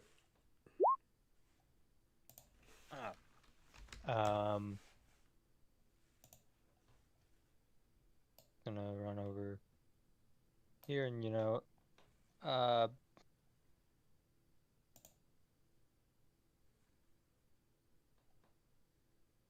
that will okay. The thing in the center, the furnace thing, does it connect to the ceiling? So if I'm on this side of the room, I can't see the ceiling. No, or you, does it? you should be able to look at it and see it. Oh, it doesn't show the top of it, does it? No. It goes up near the peak of the vaulted ceiling, but it doesn't connect to it. No. Okay.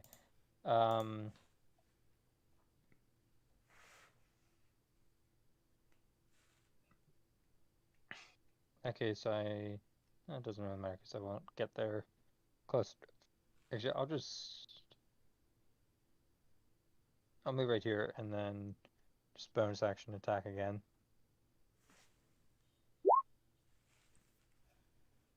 Ooh, that hit.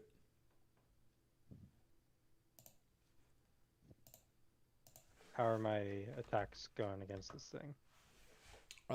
Yeah, you're hurting it. It's kind of slimy and mucusy, but yeah, you're hurting it. Oh boy. Yeah, and that is my turn.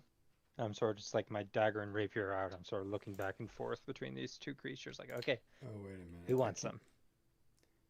Yeah, you're hurting it. I keep forgetting that all these things are different. Okay. Ming. All right, well, Shuck is going to attack the thing in front of it.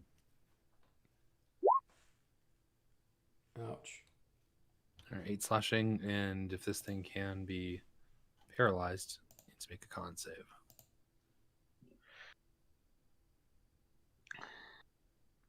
All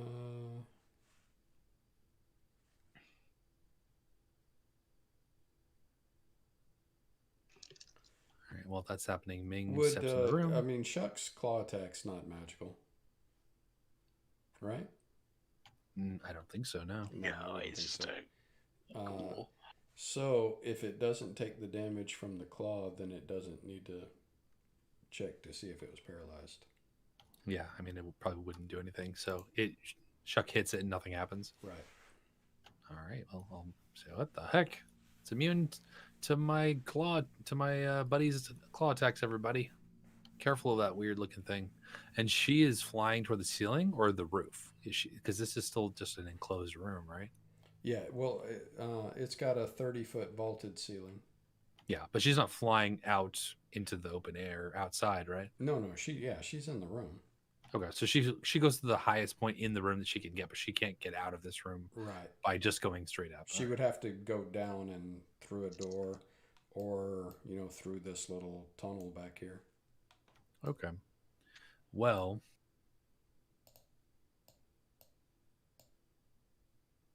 Meng says, "Oh no, little pretty, you're mine." And she's going to step up and she's going to... Did she really admit she was pretty? It's like a really sarcastic... Oh, I see. Like, okay, Einstein. Okay, yeah, I get that. And she is going to say, I'll show you what beauty really looks like. And she says, Pumper Nickel. But very, very daintily. Okay, yeah, so that affects everybody in the room, right? Or that is in your line of sight? Yeah. So Shuck and, of course, I would assume Jasper look away, but the rest don't know. Yeah. Pumpernickel. Basically, anytime Meng walks in a room, I look away during combat. It's just... Okay, so that would be her. Okay. What's the save? DC 15 charisma save. Oh, no. Oh, wait a minute. It's too bad she's not flying, because if she, with the fly spell, this doesn't matter. But if she was flapping wings, she would fall instantly.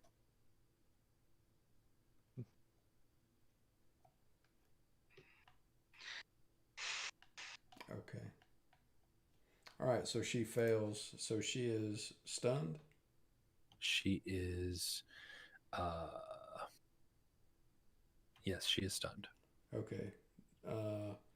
So she's incapacitated. She can't move. She can barely even speak.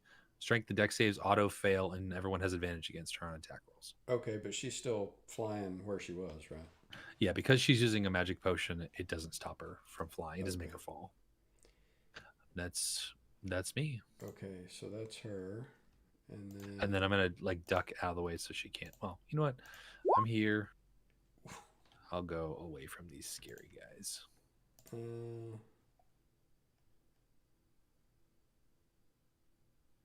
right, he can be stunned, and so he is stunned.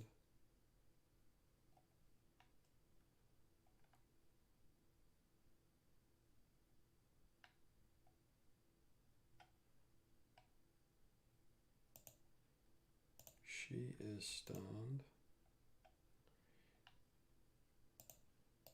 And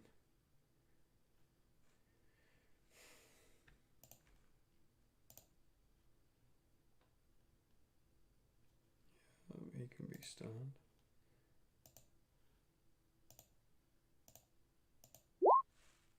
And is, so he's stunned.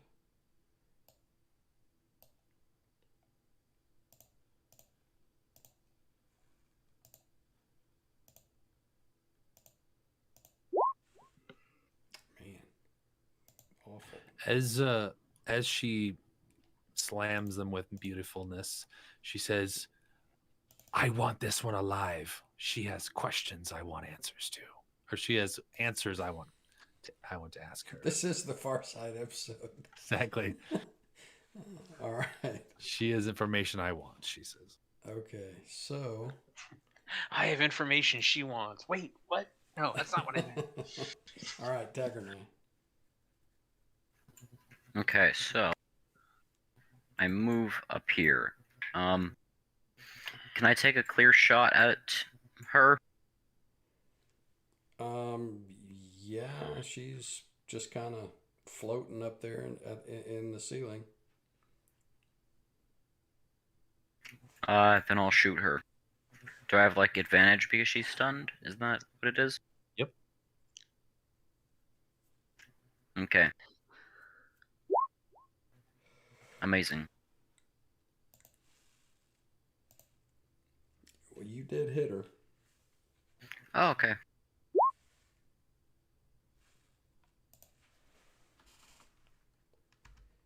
All right, you grazed her across the back of her leg as she was floating up there in the sky.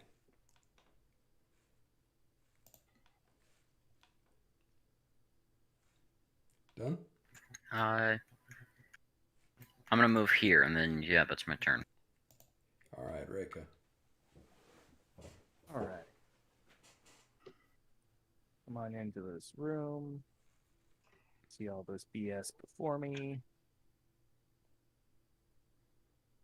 All right. Getting hit doesn't cancel your stun effect, does it? Nope. Okay.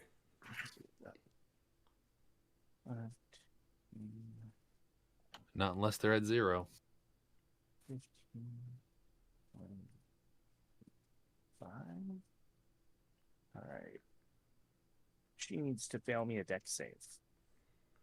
She hit her with automatically fails. Oh, cool. Marvelous. Shiny. And I'm pretty sure I'm supposed to click it on my character sheet. Yeah. Roll the damage.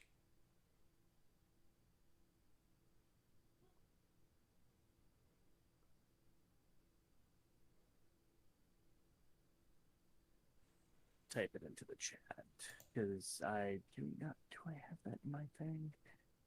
I do. Marvelous. All right, she can take 4. I'm just hitting her with everything I got, and there we are. That's my turn. All right.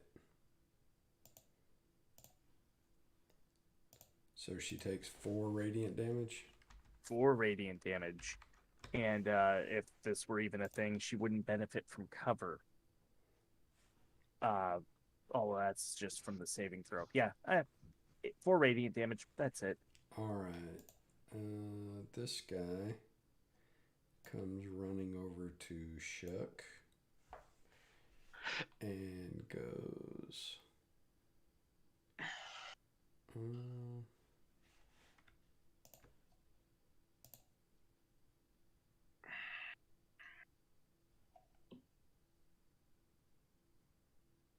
Oh, okay. He's going to do Frost Breath,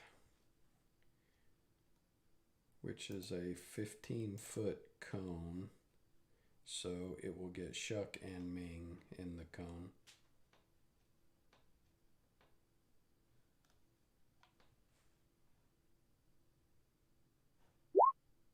Ooh, poor Shuck.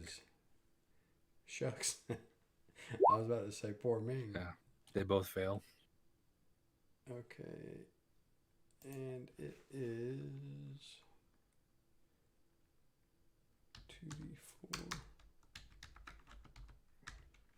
plus 2d4.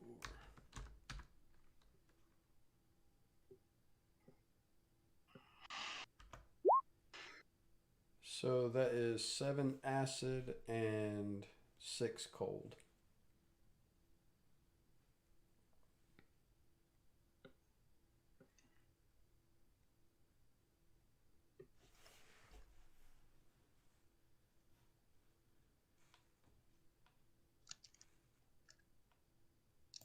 And the stun effect is over on your turn, right? At the end of my turn, yes. Okay, so she's still stunned. Oh, that's awesome. He comes around.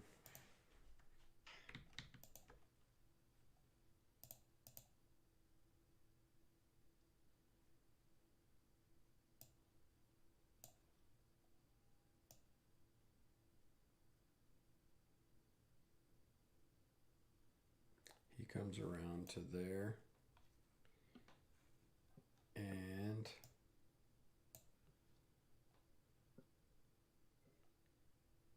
swipes at Jasper with his claws. I imagine that will hit. I'm going to deflect Okay. my reaction.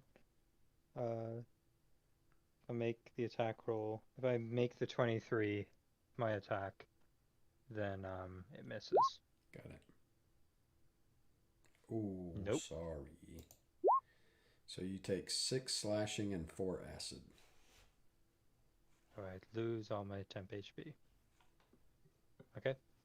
Alright. And Walt. Okay. I'd like to come over here. I am going to try to be tricky. And these doors open in or out? That door is opened into the hallway. Okay. So I will reach over. I will come over and I will just bump into the door and force it to close. You're going to close the door? Yep, with my body weight. I'm not even going to use my hands. I'm just going to bash it with my tummy. So you're closing yourself in the... Just so I don't understand. In the hall. You're in the hall. Okay. For a very brief second, yes, this door is going to be closed. Okay, all right, it's closed. Okay, my action will be to cast Minor Illusion of that door. I'm going to try to make an exact replica of that door. Okay. And put it in that space. Okay. All right, and then I'd like to use my item interaction and then open the door. Okay. You close the door first and then open the door. Yeah.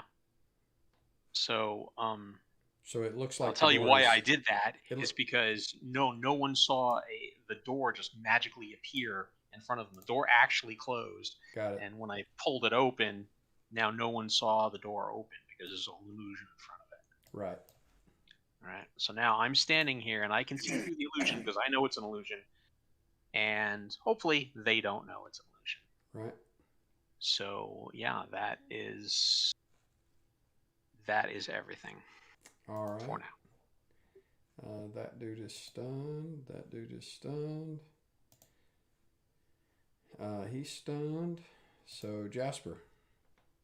Okay. Bonus action, I'm going to disengage. 10, 15, 20, 25. See her up there. Grab out my short bow. Because she's stunned, I have advantage. You disengaged. Oh, that was a bonus action. I did. Okay. Yep. And fire. All right. You hit her.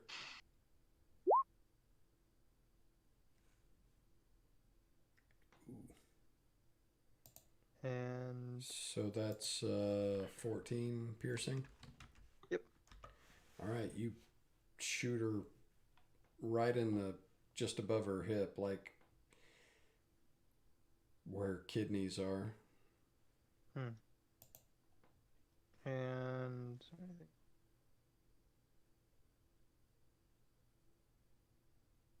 no, that's all I can do.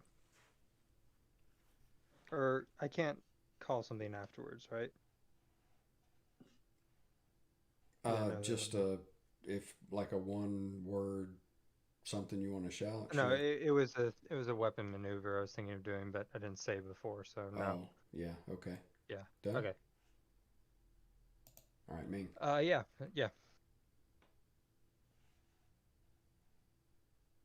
I I really don't want to Dang it. kill her, but I don't have anything that's non-lethal. That's the problem.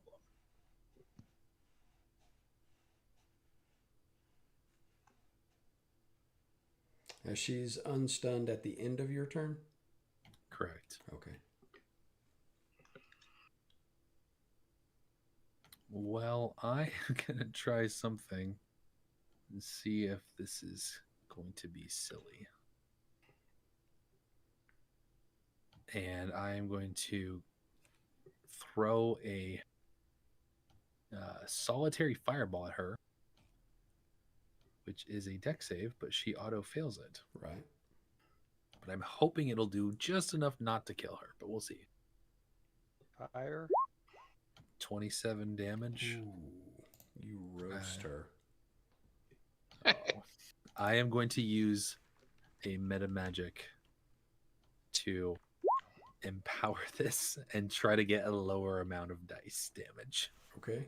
So I'm going to roll 5 dice and see if I can get rid of some of those high rollers. And so this is kind of a silly way to empower it, but I've never seen this before. yeah, I'm trying to empower it to make it weak. I know. So, it's just really weird. Hey, that works. So I'm going to use a 1, a 2. Well, pretty much all of these are lower than what I rolled. So a 6, 6, 6, 5. And I will replace that by a 1, 2, 2, 3. Don't you have to So- reroll? So It 8. might be going too far. You might just scratch her. You do 8? So I do 2, 3, 4, 5, 6, 7, 8, 9, 10, 11, 12? Yeah. Yeah, because I'm only going to replace 4 of them. So I do 12 damage to her instead of 27. Yeah, you blast her pretty hard. I mean, her legs are, just dangling. There's even though she was stunned, she had muscle tension in her legs. Now she doesn't. All right, I say, bring her down. We must speak with her. But don't kill her. And that's, you see as Ming kind of bends the fireball in a weird angle to avoid hitting her in any vital places. And that's all she's. Oh, well, Shuck will dodge, and that's it. All right, Tagernai. Okay. So can I non-lethally shoot someone with a bow? You can try to shoot her in the leg or something. Okay, then I'm gonna go for a pinning shot at her leg. That's what I was gonna go for too. That's good. Oh, Well, pinning, I don't have pinning any shot, advantage anymore. Pinning shot, you have to be able to pin her to something. She's flying. I thought she was Really? like next to a wall or something. No, she's flying up at the top of the room. This pipe right here? You could try to No, pin her to the ceiling. That Yeah, pipe would is that be down possible? where you are. And can we hit the ceiling and like pin like her cloak? That's what I was gonna go for with the pinning shot, like pin part of her clothes to the ceiling. That would be really cool if you could pin her to the ceiling.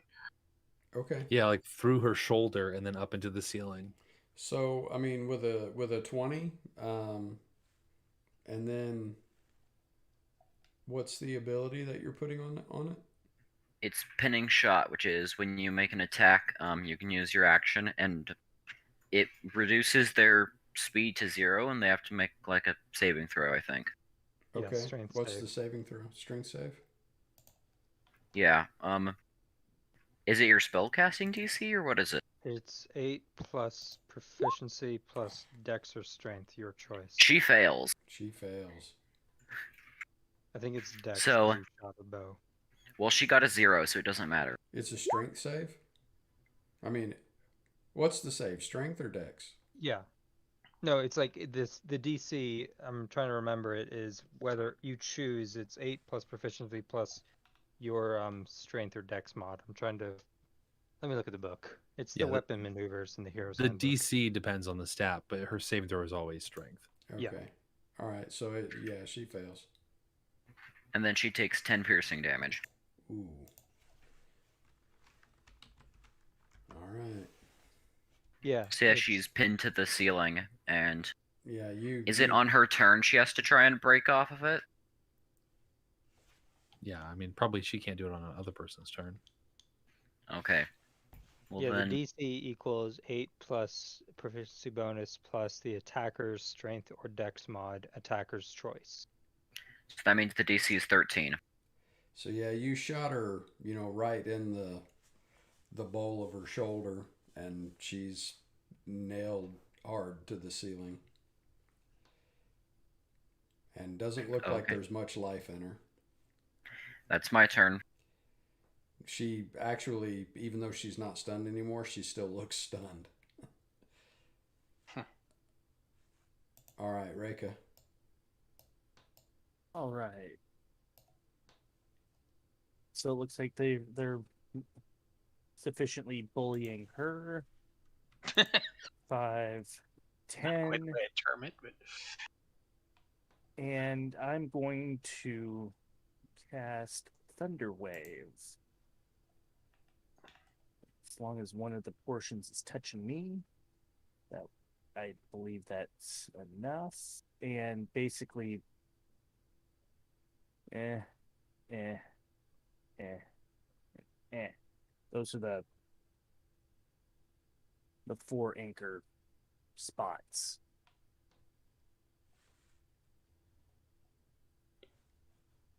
And with any luck, this will just be kaboom.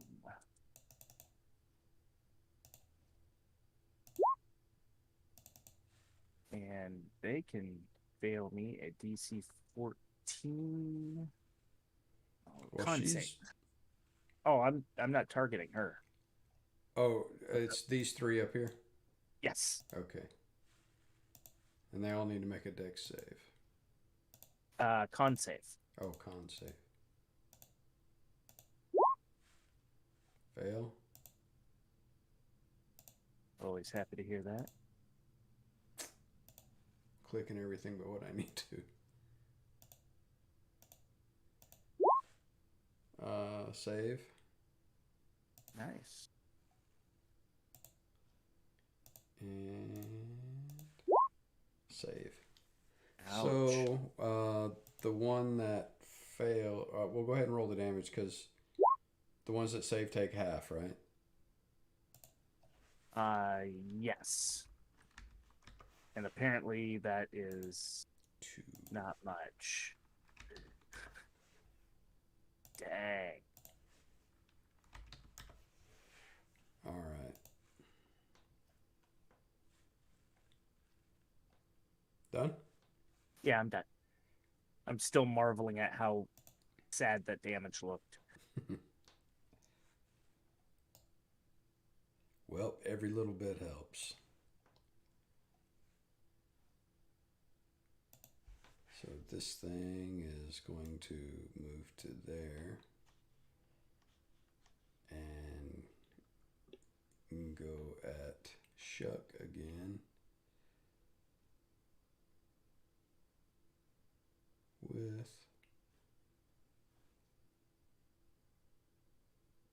its claws. It's 13 hit Shuck. Yep. Oh, I did it again. 2 slashing and 5 acid.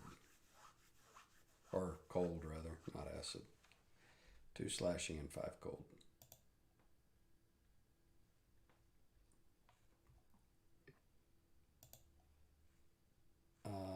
She will, as a bonus action,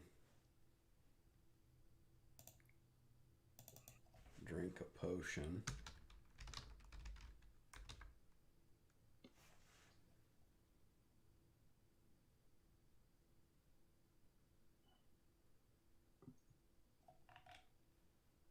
Okay. I guess I'm going to have to go look on D&D Beyond since Roll20 won't show me.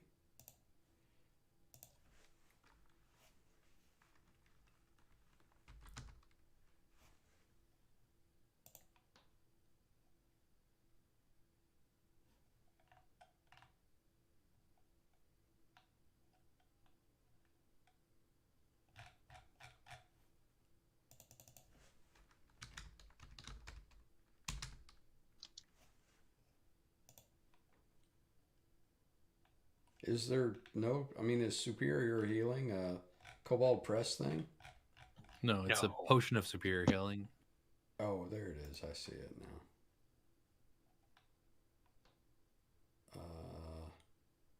So 8d4 plus 8.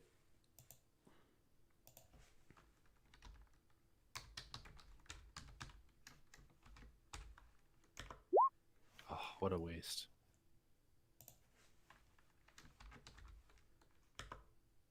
So she does that, and what does she need to do to pull herself off of the arrow? Strength save. She's not good DC at 13. those. Oh no, she can't pull herself off the arrow, and that's an action, right? Yep. All right, so that's her turn. This guy comes over to here and goes.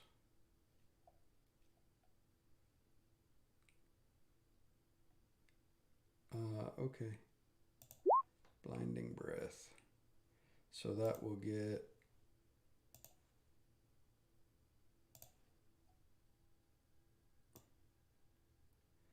Tiger and I. It won't get to Jasper. Unless it starts here, and then it would get to Jasper. Dex save? Yes, it's a dex save.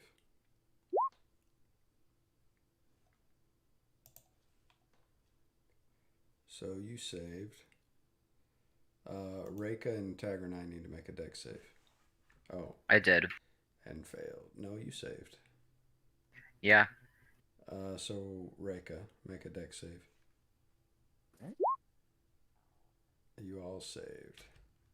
Oh wow, I actually saved.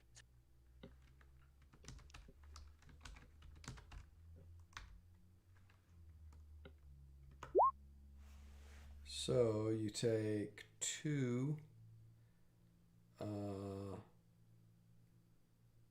acid. Oh, wait a minute. It's not 2 different kinds of damage like the other one. So you take 2 acid damage, and none of you are blinded by it. Always nice. That's Wait. pretty cool. Yeah. I don't see anywhere that it says you take half damage on a success. You just take no damage on a success.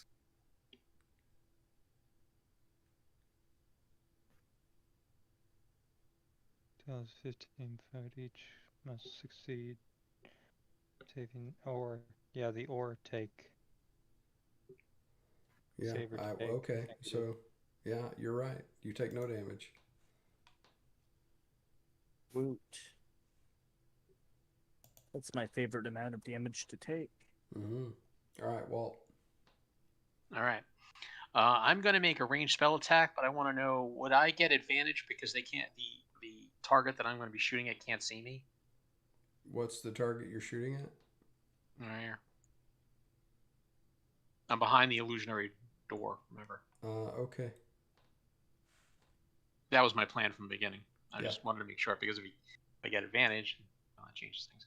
So, all right, I have set to advantage. I'm going to cast a chromatic orb, and I'm going to choose. I'm going back and forth in this. These things looks like they're created from acid, right? Like This glowing one's green? kind of a goopy looking dust colored thing.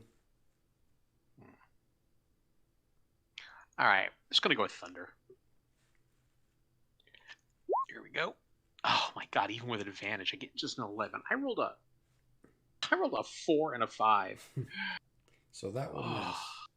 Wow. So your chromatic orb spins off, and just if you had been aiming to do it, you wouldn't have been able to do it. It just slips right between those two without touching them. Genius.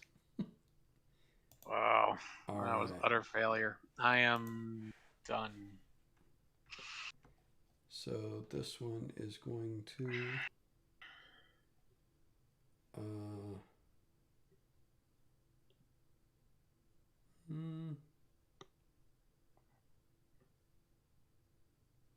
I think it's just gonna take a swipe at Reika. And miss. This one is going to come up to there and go this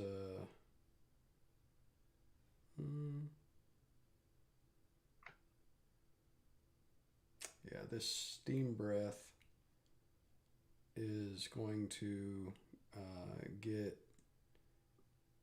Tagrini and Jasper in it.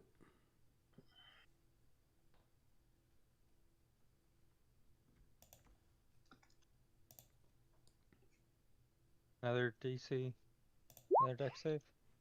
Yeah. Oh, this one is half on a success. I think that's a misprint in the other one. Because they're all half damage except for that one. I'm pretty sure. Well, it's also blinding for a minute. Well, that's yeah. Yeah, maybe. So Tagrini fails.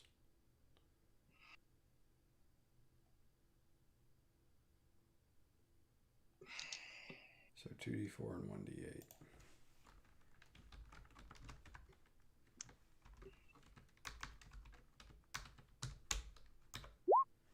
So that is 6 acid damage and 8 fire damage.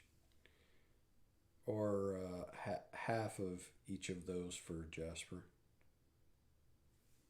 So 7. Yeah.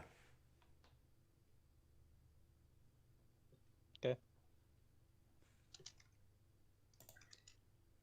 And then this thing is going to go at Shuck with some claws and miss. Does 8 miss Shuck? Not even close. And Jasper.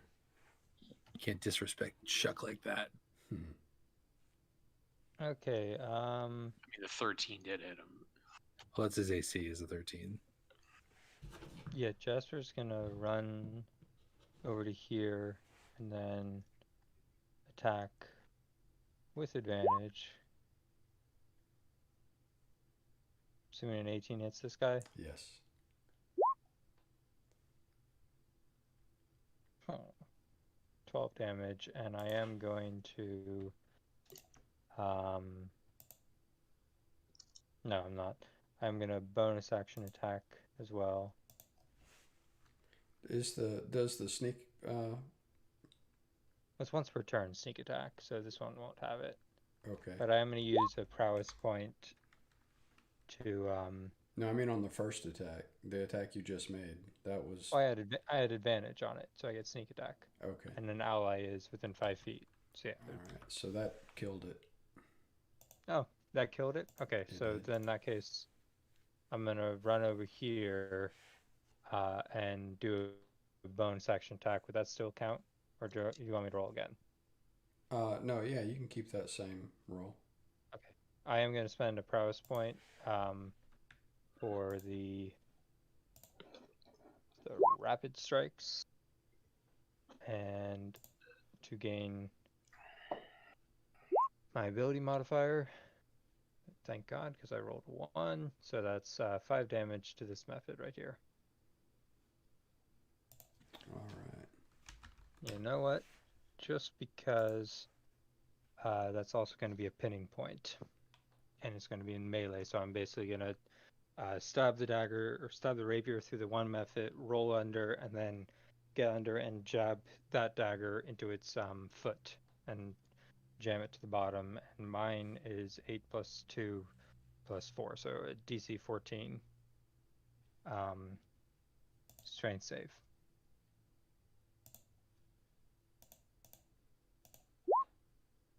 Yeah, it made it.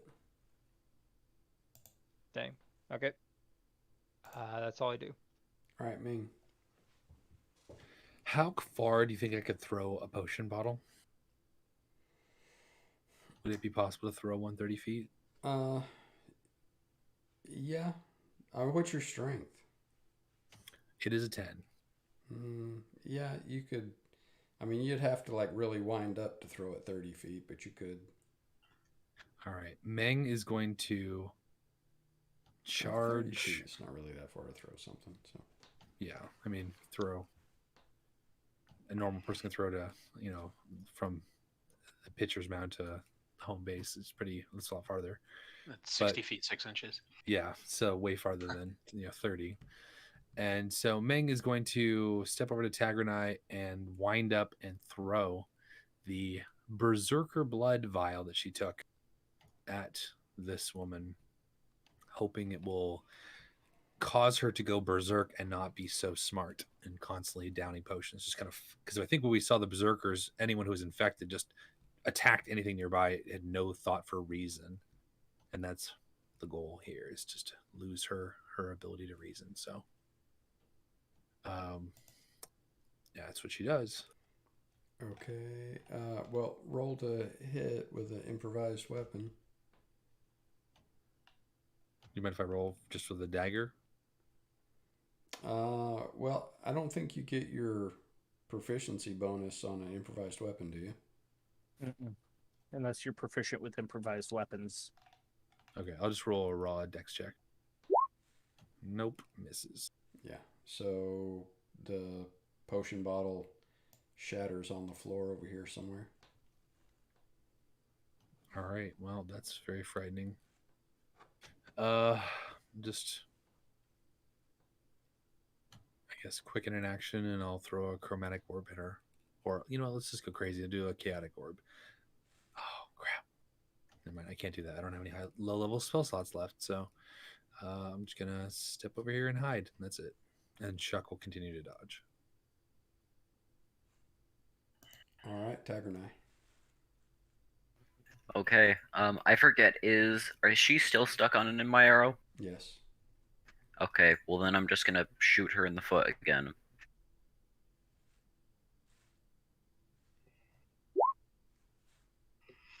Okay, you hit.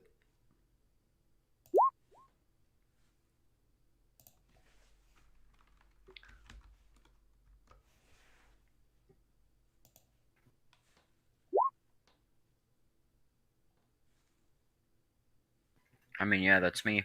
All right, Reka. All right. This method thingy that's in front of me, I'm gonna cast Hammer on its face. Does that has a verbal component to it? Sometimes. They. Ooh. That's gonna hurt. All right. Awesome. So, oh yeah, I keep forgetting it's like the Oh, you rolled the hit again. oh god, there we go. Okay, so 9 bludgeoning on this one. Mm-hmm. You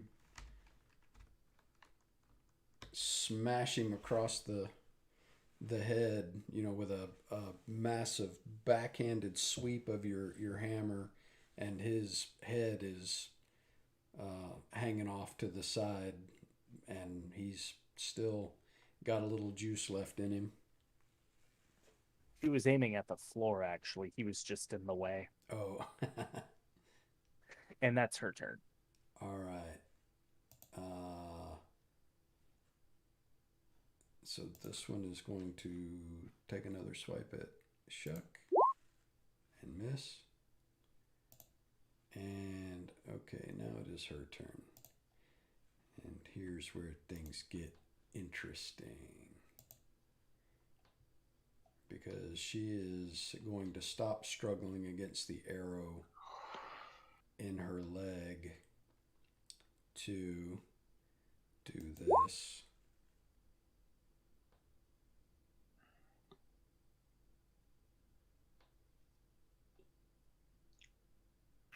How high is she in the air? Well, she's 30 feet, but she's not throwing it 30 feet at you. She's throwing it. So she's having longer range of since she's up in the air. Yeah, she's. Yeah. I mean, she basically just has to, like, underhand it to right there. Yeah. You're the one that keeps shooting her, so she's chucking it at Tagger and I. Okay. And it is a. She'll just start with this one. Oh wow, that's a pretty wide radius. So 15 feet around. It's a 15-foot cube around Tagger and I. Let me get that out there. Oh boy. Antagonize the source. Yeah. She threw the thing at Tagger and I. And it is a 15-foot square.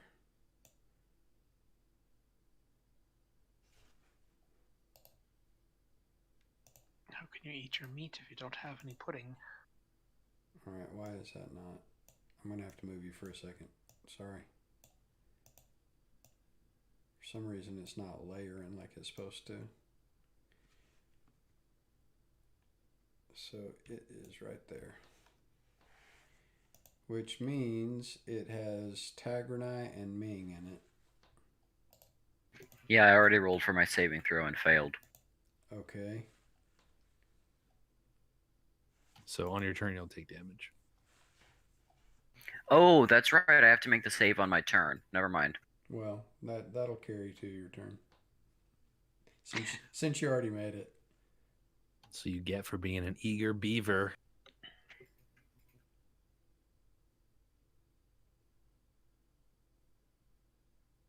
Tag, you just need to ready an action that every time she throws it a bottle, just shoot it out of the air. Well, but the way that readying an action is worded is that after it happens, then you act. So, like, she would throw the potion at me, it would hit, and then I would shoot an arrow. Yeah, but that just makes no sense. It's baseball. You ready your action to swing the bat when the pitcher pitches. So by the time you swing, you hit it. So yeah, you would be able to. I guess. Okay, have a so chance to that's her shoot the turn. potion out of his. Yeah. So this guy is going to. Well, he's going to try to recharge his breath weapon.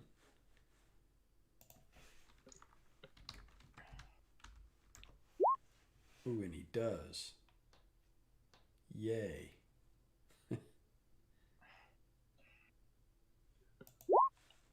So 15-foot cone of blinding breath comes from this dust mephit.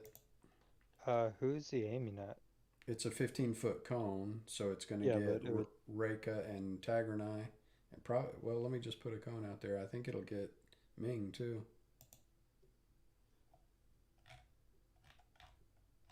Uh, 15-foot cone.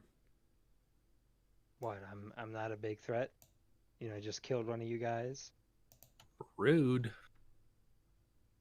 Come on. You're definitely not a big threat. Ba-dum-bum. Let's see. Jasper just looks over at Mang. He's like, that's 15 feet, right? It looks like 20 feet.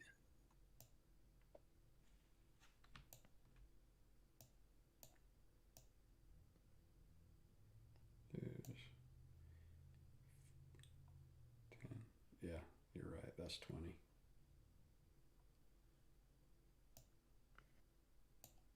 There, that's 15.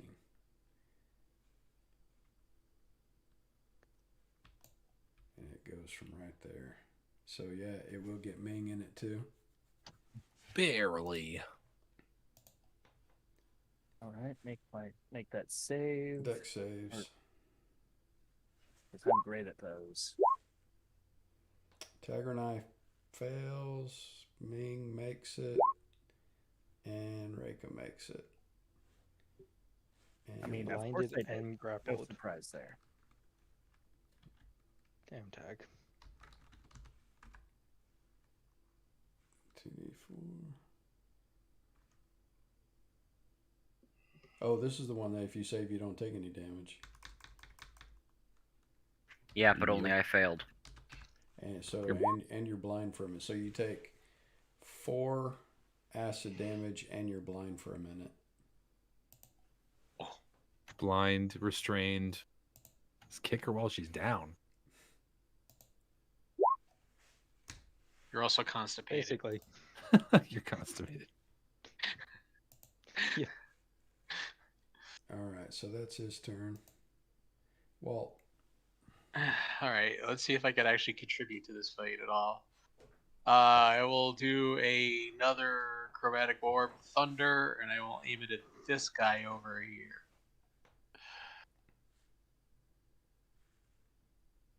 Same thing as before, at advantage because I'm behind the illusionary door. So let's see if I can roll above a 5. 19. 19 will hit. Oh, it's asked me what level I cast it at. Level 1. 17 thunder damage. You obliterate it. All right. Where is Walt? He's so freaking lazy. Just Well, left us. You did see this giant ball of thunder come through the door and just obliterate one of the things. Yeah, great job, Jasper. Yeah. I didn't know you could do that. Damn it. All right, I am done. All right. That's the one you just killed. That one's dead. He is not dead, but he hates Shuck. Hates him. I can't hit him, though. Jasper. Don't hate him because he's beautiful. They hate us because they ain't us. Hey, you can bling up a ghoul all you want to. It's still a ghoul.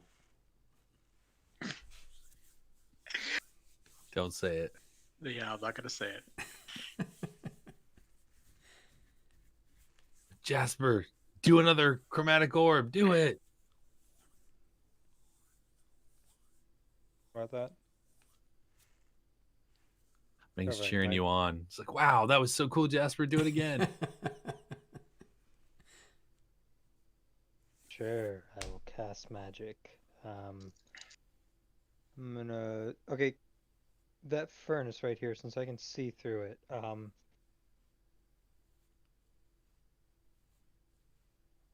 it's right here.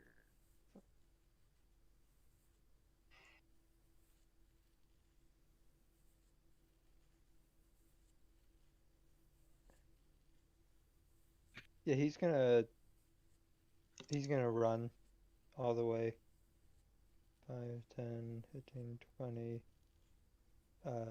25. Or you can't. What You're gonna have to. And you run through it? I don't think so. It's difficult. It just says if you terrain. start your turn. Yeah. It was sticky black pudding extract that lasts 1 minute. Starts its Starts turn its area turn. must reassess with DC dexterity. Well, it doesn't even say it's difficult terrain. Well, they didn't word these very good, did they?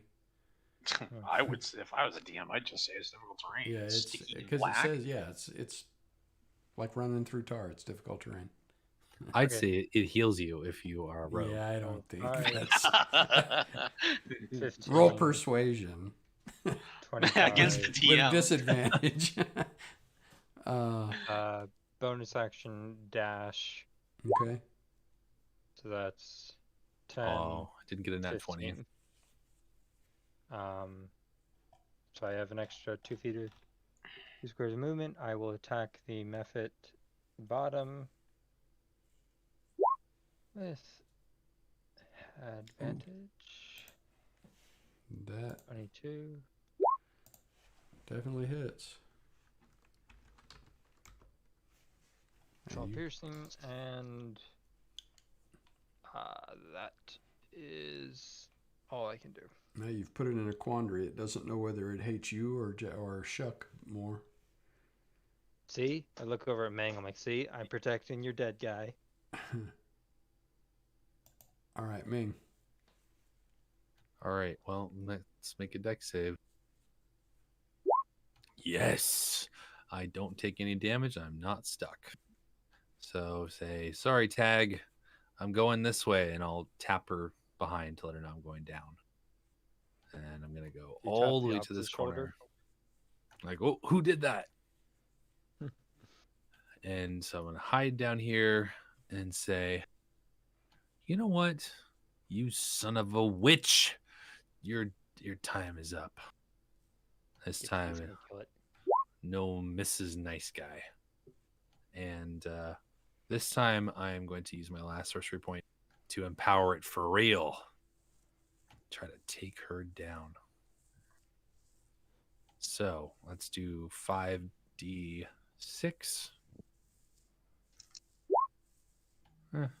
Well, I can replace the 3, the 1, and the 3. So that'd be 4, 8, 12, 24, 28 total damage. But she needs to make a dex save, DC 15.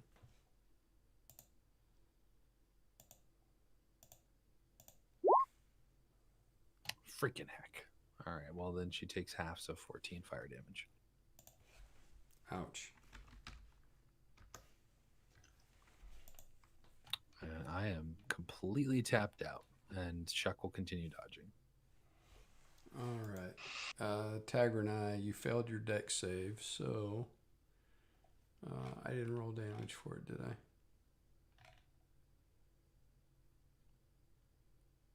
No.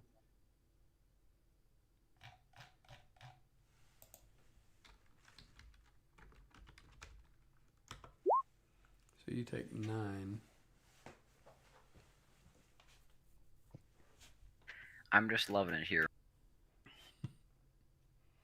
You're blind. You're blind and restrained. So yeah, I can't even like. I mean, I guess I could probably attack her, but I doubt I'll hit. So. Well, you can. I mean, you can move. No, I'm restrained. Oh, that's right. Never mind. You can't. I physically can't. So I cast Gear Shield. Okay.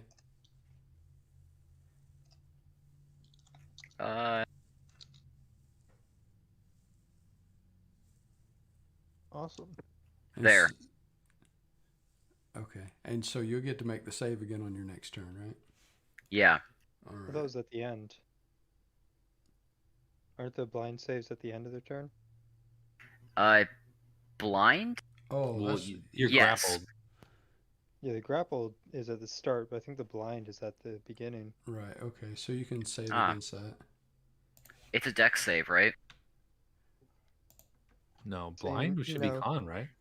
Well, Let's but see. it's Blind the damage. original Saving save throw. is dex to try and avoid it. So The maybe it would be blind- like dex to get the dust out of Oh, my eyes. No, there's That's a weird not trade. a save to get. You're just blind for a minute. Well, Okay. A creature well- can repeat the saving. Oh yeah, there it is. Yeah. Can repeat the saving throw at the end of each of its turn, ending the blindness effect on a save. That doesn't Yeah, so make it's sense dex. that it would be a dex though. Well, no, because it's the blinding breath, so it's like a bunch, like how Tag said, it's a bunch of dust that's covering up and blinding you. Okay. It's like blowing at you. All right. I So you see can it. try to clear the air around your head. And then Gear Shield gives me a +2. Don't ask how. How? All right. It just does. So it's acting like a fan blowing the dust away from your Yep. head. We're all Just just a bunch of dust on the wind. sprockets turn into a giant fan, and I'm no longer blind. Good, so you see how much trouble you're in. All Yep. right, Reika. Oh, right.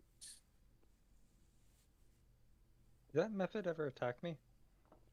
I'm gonna hit that one really hard. Okay. That's at least the plan.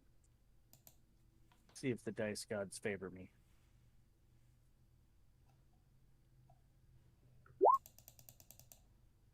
Apparently they do. I'm assuming a 22 hits. Definitely. It can take 9 damage. You crush it to the ground.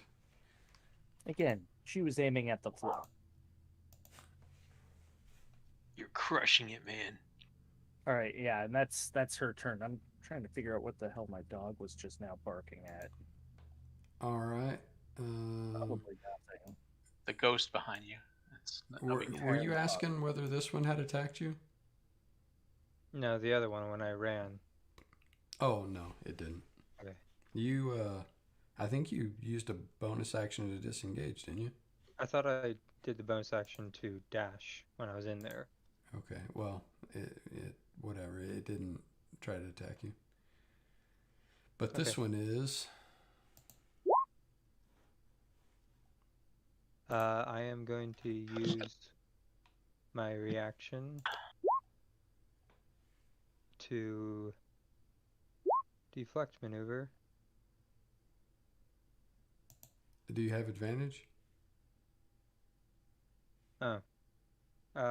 Well, actually,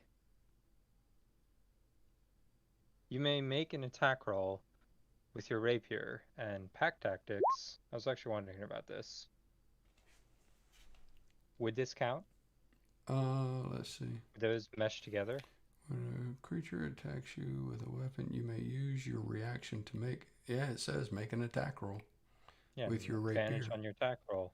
And the pack tactic says you have advantage on your attack roll. So yeah, you have advantage. Okay, awesome. So 21 beats the 18, so that misses. So just with the flurry of my rapier, I just knock its claw away. Oh, yeah, it swipes out at you with his claw, and you do like a underhanded swipe with your blade to redirect it away from you. Mm-hmm. And so that is its turn, and now it is Daneska's turn. And is she gonna try to? What's the DC to pull the arrow out? DC 13. 13. Save. And it's a dex save, or no, not dex, strength. Yeah. Yeah, she's just resigned to her fate of being stuck to the roof until after this fight. But she is going to throw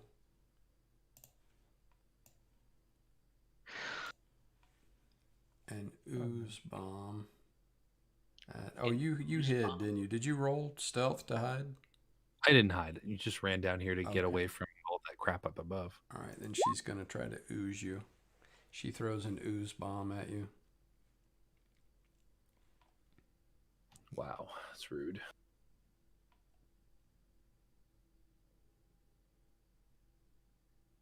So I need to make a dex save. Do I need to too? She's going towards me. Wow. Yeah, you're within 10 feet of Ming. Like she throwing it right here or something to bounce off. Well, she was throwing it at Ming, but if you're within 10 feet of where she threw it, then it would get you too. But you say, let's see, It's a fail. 7 acid immediately, so 2d6.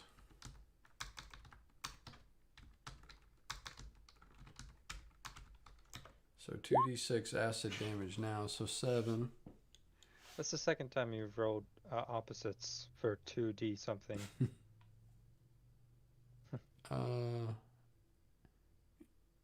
And then another 1d6 at the start of your turn as long as you're in the sticky acid.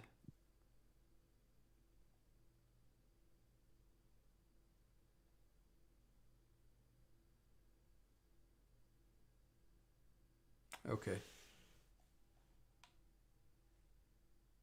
It's a little too much information there on where you can get the stuff to neutralize it, huh?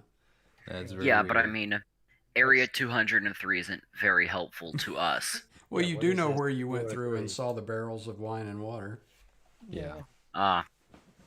and probably a lot of pickled stuff. That one is dead. All right, Walt. Well, I think I can. How? She's flying, right? She's up at the ceiling. Well, actually, she's nailed to the ceiling with an arrow through her through the Yeah, like how high ball up of her is that? shoulder. Like 10 feet? Is it like a 30. normal 30 feet. 30? Okay. Can I see her from where I am? So like I can actually see her token. No, you wouldn't be able to see her through because of the angle from the doorway. To look straight to where she is, you'd be looking at the ceiling over the door in the hallway. Oh, I say, because the door's height is only like 10 feet. Right. 10 foot, right? Well, that's disappointing. What about this right here? If you can see that from where you are, then yeah, you can see it. Okay.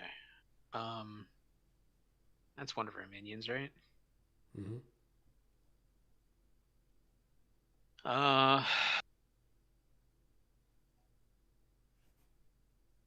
I'll just try to firebolt it. I'm running real low on magic. So, cantrips it is. Fireball. Oh, so would I again get an advantage because it can't see me? Sure. Okay. 25. Better be able to hit. Yeah, 7 25 fire. definitely hit it. For 7 fire. All right. Its health bar didn't even move. Oh, there we go. Oh, whew. Okay. Yeah, I'm happy where I am. I am done. All right. So it is going to take a. No, it's going to do something else.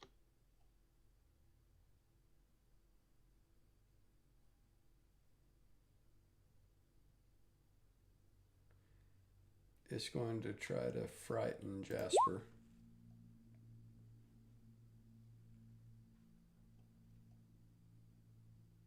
Wisdom save? Yes. Oh. No. You are not. You just laugh at him. Yeah, Jasper, I was like, Are you do you kidding? know where I'm from? All right. Mr. Sure knows by Demon Mountain. Yeah, so that's his turn. Jasper. Okay. Question. Answer. Do I get the reactions at the start of my turn? Yeah, when it comes back to your turn, your I get a reactions reaction are reset. Okay, then I'm going to take a step back without disengaging. Okay. Do either of them attack me? Yes. Okay. You know what? I'm going to main gauche that. The And 16? Yeah. Because it doesn't. I would have main gauche anyway, so that does not include the sneak, but my AC becomes 20 until the end of my next turn, or the attacker's turn. So the method. Actually, no, that wouldn't have worked either way, because it's the attacker's turn, so technically it would be deflect maneuver. Okay, so yeah. So I use my reaction and I block the method. Okay. Now I'm going to take out my short bow. First, I'm going to look over at Meng. I was like, are we killing her? Like I heard. Need her alive. Need her. Really? Could have told me. I thought. Well, you said, keep shooting fireballs at her and like upping the damage. Okay. She hasn't gone down yet. We need her. You can see Meng is about to take out her crossbow and try to shoot her in the leg as well. Yeah. Okay. So I want to attack with non-lethal damage with my short bow. So I'm aiming not for a vital area. I'm going to use my bonus action for the steady aim to gain advantage on this attack. But I am going for non-lethal damage.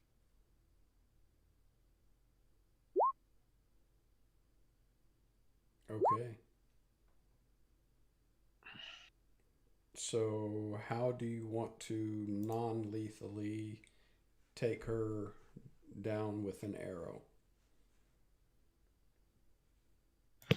As she's sort of like moving around, like where's the other arrow that's pinning her? Through the bowl In of her shoulder. shoulder. Okay. I want to angle it. I'm guessing like she's doing a little bit of kicking. Like just her legs are moving around. No, she's probably a little more relaxed than you would expect. Oh, okay, so she's not really moving. So she's not I'm gonna shoot struggling her- against the arrow. No, she's given up on that. I'm gonna shoot her through both her kneecaps and Ow! connect her knees together. Jeez. Okay. So, That's so heinous. you just gave new meaning to A-frame. Yeah. But that's what it looks like. Her Is she still conscious? Her skinny, knobby knees are kebabbed on one arrow, and she is not conscious. She drops unconscious and is hanging up there from the ceiling, 30 feet up. Yeah, I'd fall unconscious too. Yeah. Last thing I'm gonna say is like, hey, Walt, someone, you got any of that healing or sparing thing? And yeah, that's Jasper's turn. All right, Ming. All right. Ming croons with joy at the suddenly getting rid of this chick out of the battlefield, and it's gonna. So let's see, which of these two? Let's go with this one first. Yeah, you're starting your turn in the ooze. So it is. Sorry, turn yourself to acid spray. So you take 1d6 acid damage.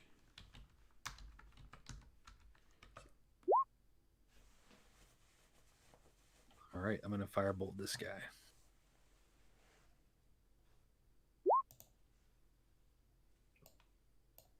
This one? Yep. All right. And then your firebolt blasts into him with much greater effect than it felt like it should have, the way that you cast it. Like, crap, I could have used that information at the beginning of the battle, but Ming just says, "Get this freaking crap off me." And that's all she's going to do. Shuck will continue to dodge. All right, Tagernay. All right, let's see if my gear fan can blow the ooze off of me. It does not. No, you're still restrained. I think Okay, it's doing acid damage too, isn't it? Hang on, let me look. I think so. How embarrassing. I might fall unconscious here.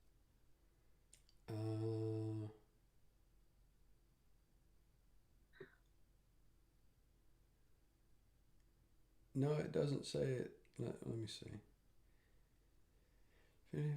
Black pudding lasts 1 minute. A creature that starts its turn in the area must make a success. Okay, so you just did that. Or so man, so I guess it's the full damage.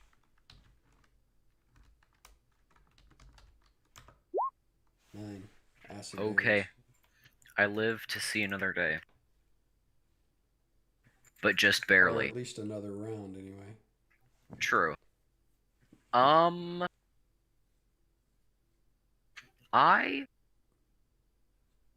So this effect on me, the gear shield doesn't take concentration, so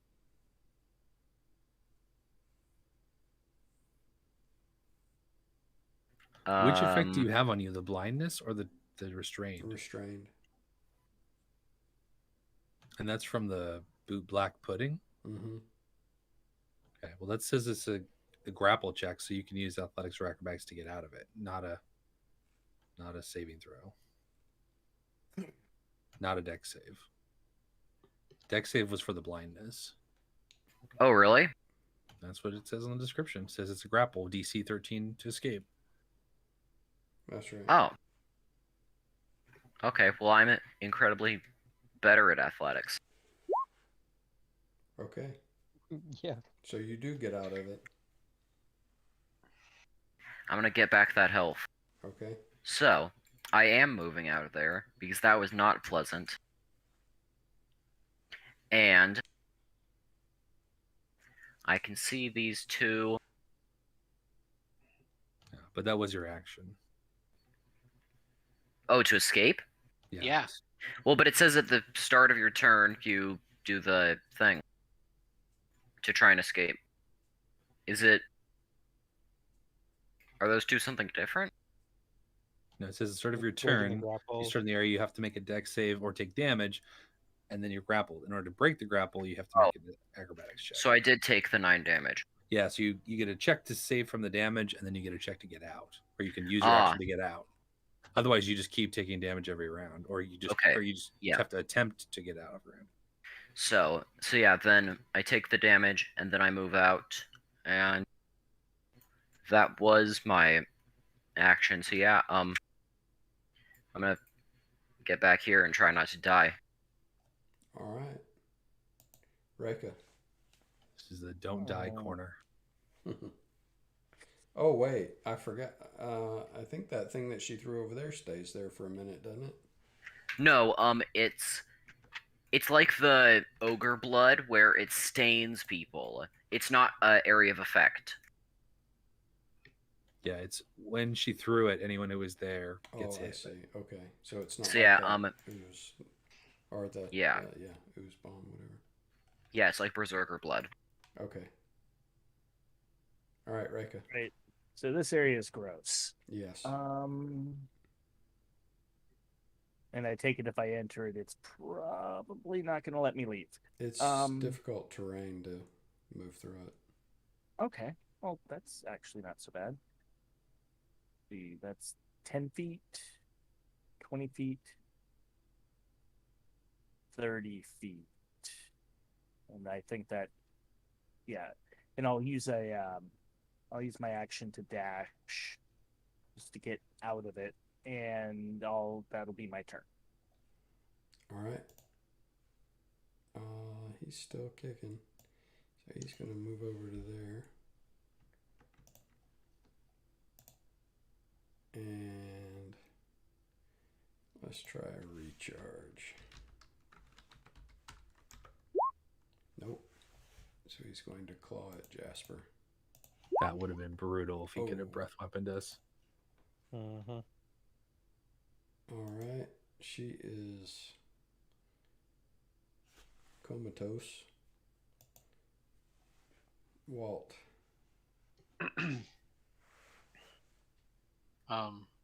By the way, the two things that I could use to actually save her, I need to touch her on both of them. In order to touch her, I have to get past an enemy and through that black slime, so that ain't gonna happen. At least not. Is for a she little while. bleeding out? Like, can we tell if she's dying? Hanging up there? All you know is that she's unconscious, pinned to the ceiling with arrows. So from there, I will continue my firebolt barrage. I will attack that again at advantage. And blam. All right. 19 hits and 9 fire damage.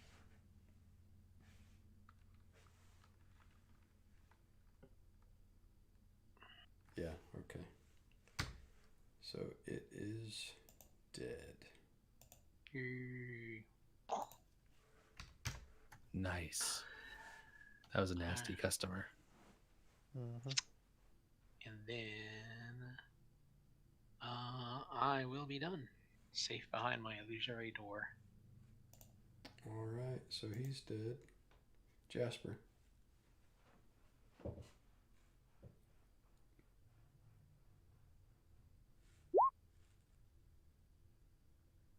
Ooh. All right. And now he is dead. So someone want to get her off of out from under there. Do we think that once the potion of or the flying ability she has wears off, the weight of her Slide will off bring the her arrow? down? Yeah, she'll slide off and fall to the ground. Well, I mean, she's not very big. She's, a pretty small person, skinny and short. So, I mean, it may be. But I mean, can one arrow hold let's say even she's 90 pounds, which is pretty freaking small? Right. Can an arrow hold 90 pounds to the 30-foot ceiling? no, she's gonna fall. Yeah, I mean, if it was an arrow that was crooked sideways, but it's just a single, I'm assuming she'll slide off as soon as that'll fall. But I Snap don't off know. and fall and hit herself. Yeah. Yeah, but then she Okay. falls 30 feet and then probably takes falling damage and then really dies. Well, that's what I If she mean. was yeah. Well, we don't. If she was a player, she would lose a death save. Yeah. That's what I'm That's wondering. We about should it. quickly run underneath her and grab I her, think or we should do more. Jasper's gonna tie his rope to an arrow, and he's going to shoot near her. He's not gonna shoot at her, but in the ground. And he's gonna shoot up and basically try to shoot into the ceiling with basically a pinning shot. maybe we should use 3 or 4 different ropes and make a Well, rope I wanna slide get for her up- to come yeah. down. Can I do that? Yeah. So I'm guessing by now the ooze has disappeared. This thing right here? Well, that's from the methods. Uh, No, that was from her potion. yeah. Yeah. So if I get up there, so I want to run up and using the rope that I am climbing up, a little bit around halfway through, 15 feet, I want to tie around her, like around her arms and stuff. Mm-hmm. And then it's like, okay, well, this is gonna swing her 15 feet, or at least it's gonna try. And then actually, Can you put a little bit of this salve on her while you're up there? And I'll toss you a jar. yeah. And then we use one of the doses of the stabilizing jar that we have. So Okay, yeah. So she's tied up, and if you want me to make a check or something, because I'm basically dangling on a rope that I've shot in the ceiling from an arrow. But I will make the salve and stuff while she's unconscious. So, Walt, about that healing power you have, Yep.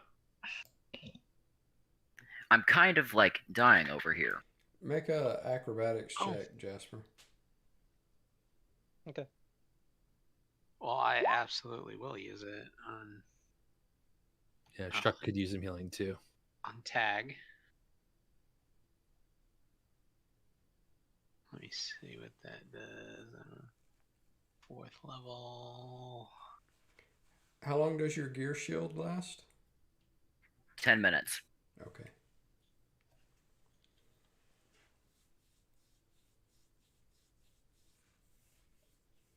Okay, I give 8 hit points back now whenever I use this, so I will do that on tag. All right. I am more alive. Mm-hmm. I've got a Okay. little bit to spare.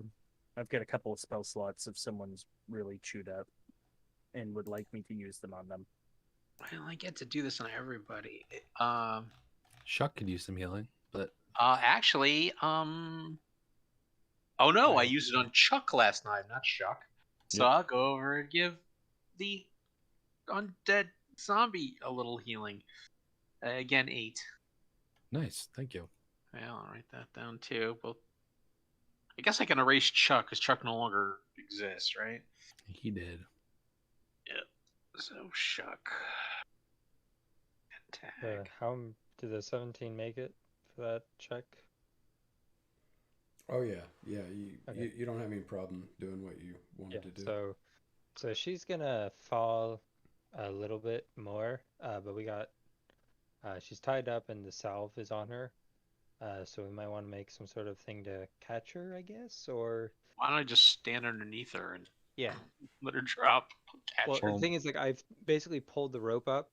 So the rope is 30 feet, and I've pulled the rope up, and I've tied her around at the halfway mark. So hopefully what happens is when the potion fails or dies, she's going to fall, and she's going to fall 15 feet. The rope is going to catch and break for sure, because arrow isn't going to hold a body in, but it's going to stop at 15 feet, and then she's going to fall the other 15 feet. I'm hoping there's a little bit of like a easily catch somebody. A pause at the 15 feet mark, so we only have 15 feet to catch her. Yeah, which her body will jerk, but it'll probably do basically more damage to her when it does. But hey, but I've already put the salve on her, so she's stable. Okay. But that, I mean, I don't know. We'll see. Why don't we just use one of our bedrolls, and we'll just all hold on to it like a parachute, and then she'll just land on that, and then nobody has to catch any. I mean, dropping something 90 pounds, 15 feet is incredibly heavy. So you're gonna wait for an hour for the potion to wear off? Yeah, I mean, we can take a short rest while we wait, and we'll Is it set an up. hour? I thought it was, do we really? We don't even really know no. how long it would last, do we? No, Ming would. Ming's an alchemist. Yeah. Yeah. Okay. In that case, get ready, because I'm gonna. I guess I don't know. Actually, no. I know how we can do this. She's tied up. We just do the opposite. She's tied up to the rope. Pull her down. I'll just snap the other arrow off. The pinning arrow. All right. Well, we do what we do. Catch her. No, you're not going to catch her. You're just going to pull her down, because she's floating up there, right, like a balloon. Yeah. Yeah. Oh yeah. It's like you're pulling down a balloon. Yeah. Yeah. So I snap off the arrow that she's pinned to in her shoulder, pull her out of it, and then keep pulling her down. I mean, she's tied up and she has an arrow through her knees, but yeah, she's a balloon. A human balloon. All right, we pull down the balloon. Tie her up some more and Walt, sit on her or something, or sit on her. Don't sit on her legs, please. I'm not gonna sit on her. I'm just gonna hold her down. Yeah, I was gonna say sit on her legs, but that might be worse with the arrows in her, or the arrow in her kneecaps. Oh God, yes. Yeah, maybe we should remove those, and then so we can talk to her without her screaming her head off. Yeah. Can I do rebuke death on her? Give her 8 hit points. Are we ready? Yeah. Once we're ready. Okay. If she's down and I jump down or shimmy down as well, I'm going through, and anything that looks like a potion or a vial or anything, I'm taking off her person and moving away. Okay, so she threw. Let's see. She threw 2 of the things. So. Yes. Meng, what's this? Meng, what's this? Meng, what's this? Yeah, I'll just identify anything that she still has on her person, and then take anything that looks like it's not her skin. So obviously clothing we'll leave on, but potions, alchemical supplies, reagents. And of course, we'll tie, bind and gag her so that she can't do any verbal or somatic components. There's 6. They look like ceramic balls on her, and that's what it looks like. She threw both times. She threw something. It was these ceramic balls that blew up when they hit, and. So you find 6 of those. You find, let's see, she drank that one. She drank that one. So there is one other potion bottle on her that looks like it doesn't look like one of those bombs. It looks like a potion bottle. Can I identify it? Yes. You want to make an alchemy check? Okay. It's intelligence, right? Mm-hmm. Not today.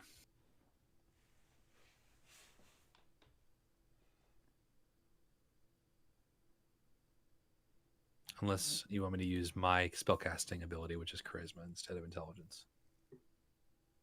No, intelligence is right.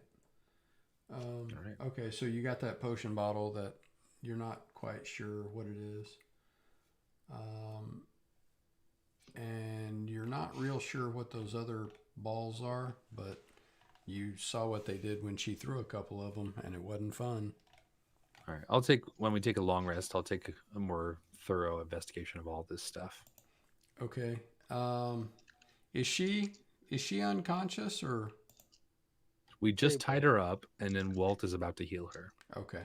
Yep. She's stable, bound, gagged, crippled. I mean, the whole shebang. But You're nothing if not thorough. Yeah, I am going to heal her, so she will be more than stable. She'll actually heal. She has it looks like a hastily rolled up parchment tucked under her belt that looks like what she was taking notes on when Ming first came in the room and she was working at the furnace. Yeah, we take everything on her. So if there's anything else, we take it, and I'll look at the note and see what it says. Okay.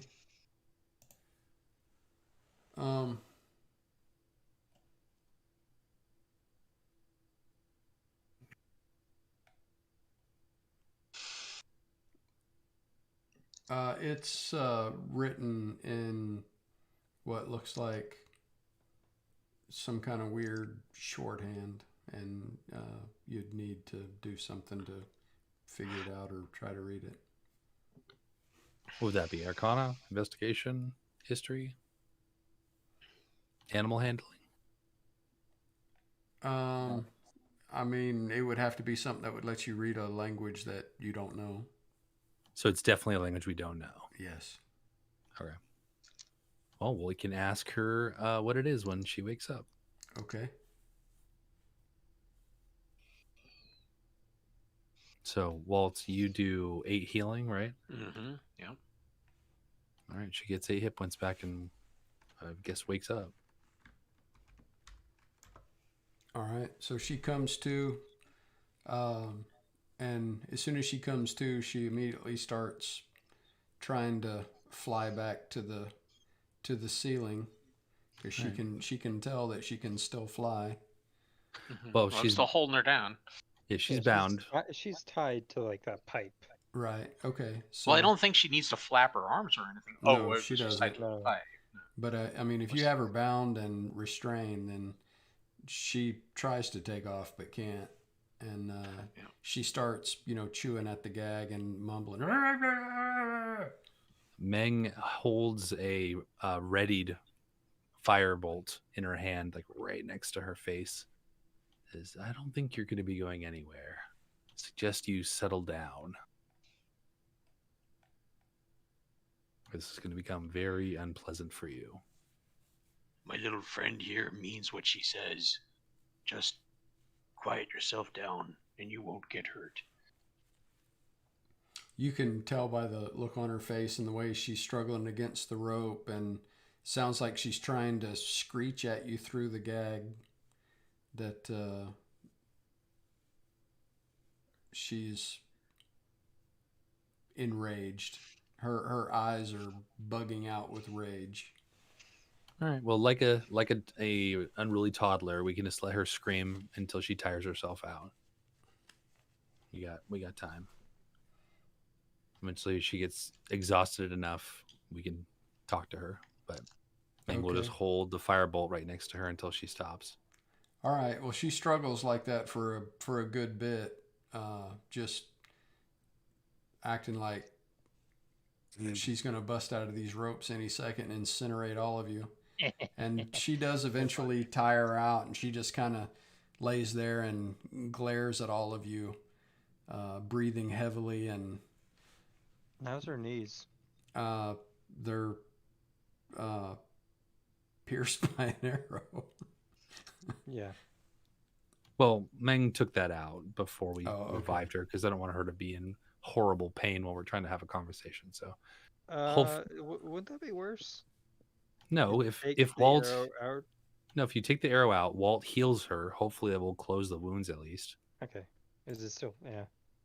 True. Otherwise, you heal her and it closes the wounds with the arrow still in her knees. Then it would definitely hurt worse to take it out. Yeah, well, then that would be she messed definitely up. Can't run. Yeah, have, like, that's Yeah, a little. but It's a level of messed up that I don't think we're ready for. yeah, exactly. That's Yeah, just that's- straight up torture. Oh no, I totally agree. Jasper would totally do that, but I totally agree. I mean, yeah. So after she tires herself out, just see if we can have a conversation with her calmly and ask her what her name is. She was so rude before; she wouldn't even provide us her name. We want to begin the conversation with that.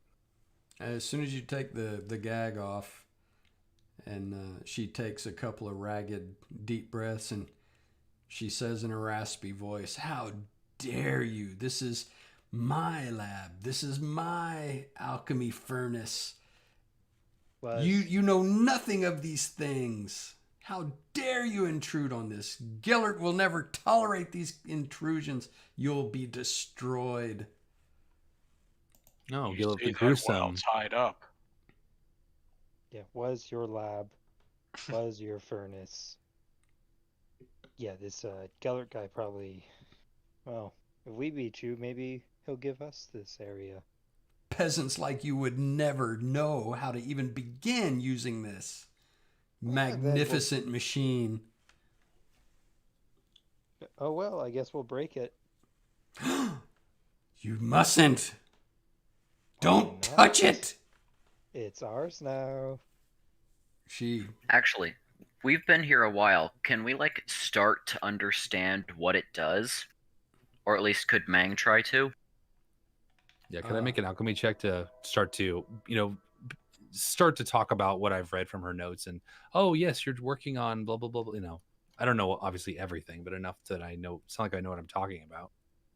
I guess turning regular materials into gold, the absolute basics of alchemy. You're probably doing that, right? Well, Ming has proficiency in alchemy kit, and I rolled like a 25 to understand what her notes said. So I think I'm pretty aware of what she's doing, even if I couldn't do it. Jasper's saying that to her. He's like, yeah, you're an alchemist. You're trying to turn stuff into gold. The very basic thing that all alchemists try. Yeah, and now that you get a better look at this giant furnace in the middle of the room, you recognize it as it looked like as you were flipping through her notes and stuff and scanning through her notes, you recognize it as something that was diagrammed in those formulas and stuff as a crucial component in her formulations. That this thing here has something to do with her concoctions and is a crucial element to everything that she does. Okay. I get the impression that this is kind of like a forge for a blacksmith. This is where the heart of where they form whatever they're doing. Except instead of blacksmithing for alchemy. Yeah, of course. Yeah, I mean, just keep peppering her with questions, even if she doesn't outright tell us what we want. Just trying to manipulate her into giving us information that maybe she's not even aware that she's giving. Like, for example, screaming us about Gillard. We now know that she works for Gillard the Gruesome, who's probably her patron, who's paid for all of this expensive equipment. Just questioning her around that topic. And oh yeah, maybe we'll break this thing. She screams She screams at Jasper and says, "Don't touch the dimensional fluid inverter." Dimensional fluid inverter. Oh, now I really want to touch it. Yeah. You don't know what you're doing. You'll kill us all. Yeah, he's not going to touch it, but he's like, oh, well, might as well touch it. Meg shrugs. He's crazy. Don't know what he might do.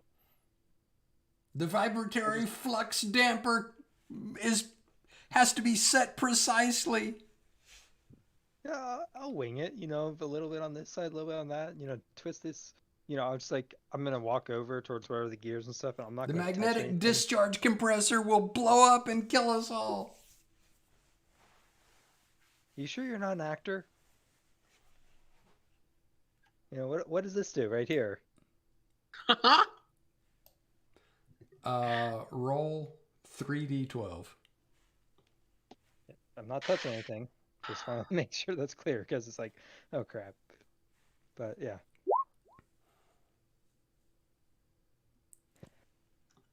Crap.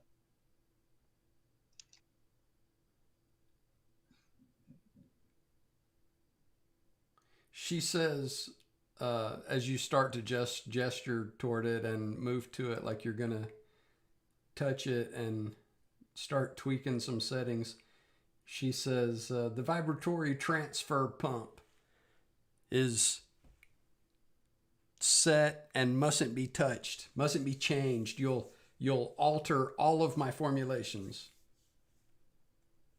I thought, she looks at Ming and she glares at her. She says, I thought you said you were an alchemist and you came to be my apprentice and now you don't even know what you're looking at? No, I know exactly what I'm looking at. A beaten and broken woman who is our prisoner. And you're going to tell us everything we want to know. I've already looked through all of your notes. I think I have a pretty good grasp of what you're doing here. And I'll rattle off, as much as I really know, make it sound like it's, a fraction of what I actually know. I'll say, I'm a bit of a scholar myself. Would you just tell me what you were attempting to do? What is the end goal of all this? You wouldn't understand what I do here. It I'm is so quite far smart. beyond your grasp as to be laughable that you would even think you could begin to understand it.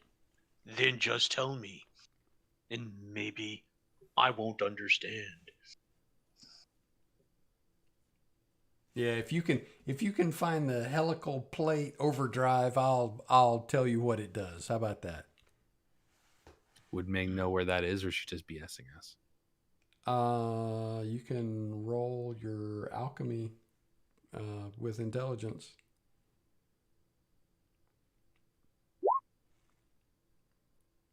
I mean, the stuff she's saying, you don't have any clue how that has anything to do with alchemy, but then again, you've never seen this thing before. And it does have all kinds of switches and dials and gauges and all kinds of pipes and hoses all over the place. Okay. Do you have any actual magical talent, or are you simply mixing alchemical components here? My talent is in using science to do what mages think that only they can do. And what is your purpose? As my friend said, what is your end goal here? What are you doing with this machine? Simply to create creatures like in your lab back there that run wild and ooze everywhere? What did you do in my lab? Tell us what we want to know, and perhaps we will chat with you about that. You didn't damage anything. Right, I'll say you're awfully demanding for a person tied up to a pipe. Right, good. Do you truly wish to learn? And she's looking at Ming. Yeah, Meng shows the notes that she's taken from the lab and, tries to say something that sounds like she actually does know what she's talking about based on the research that she's read.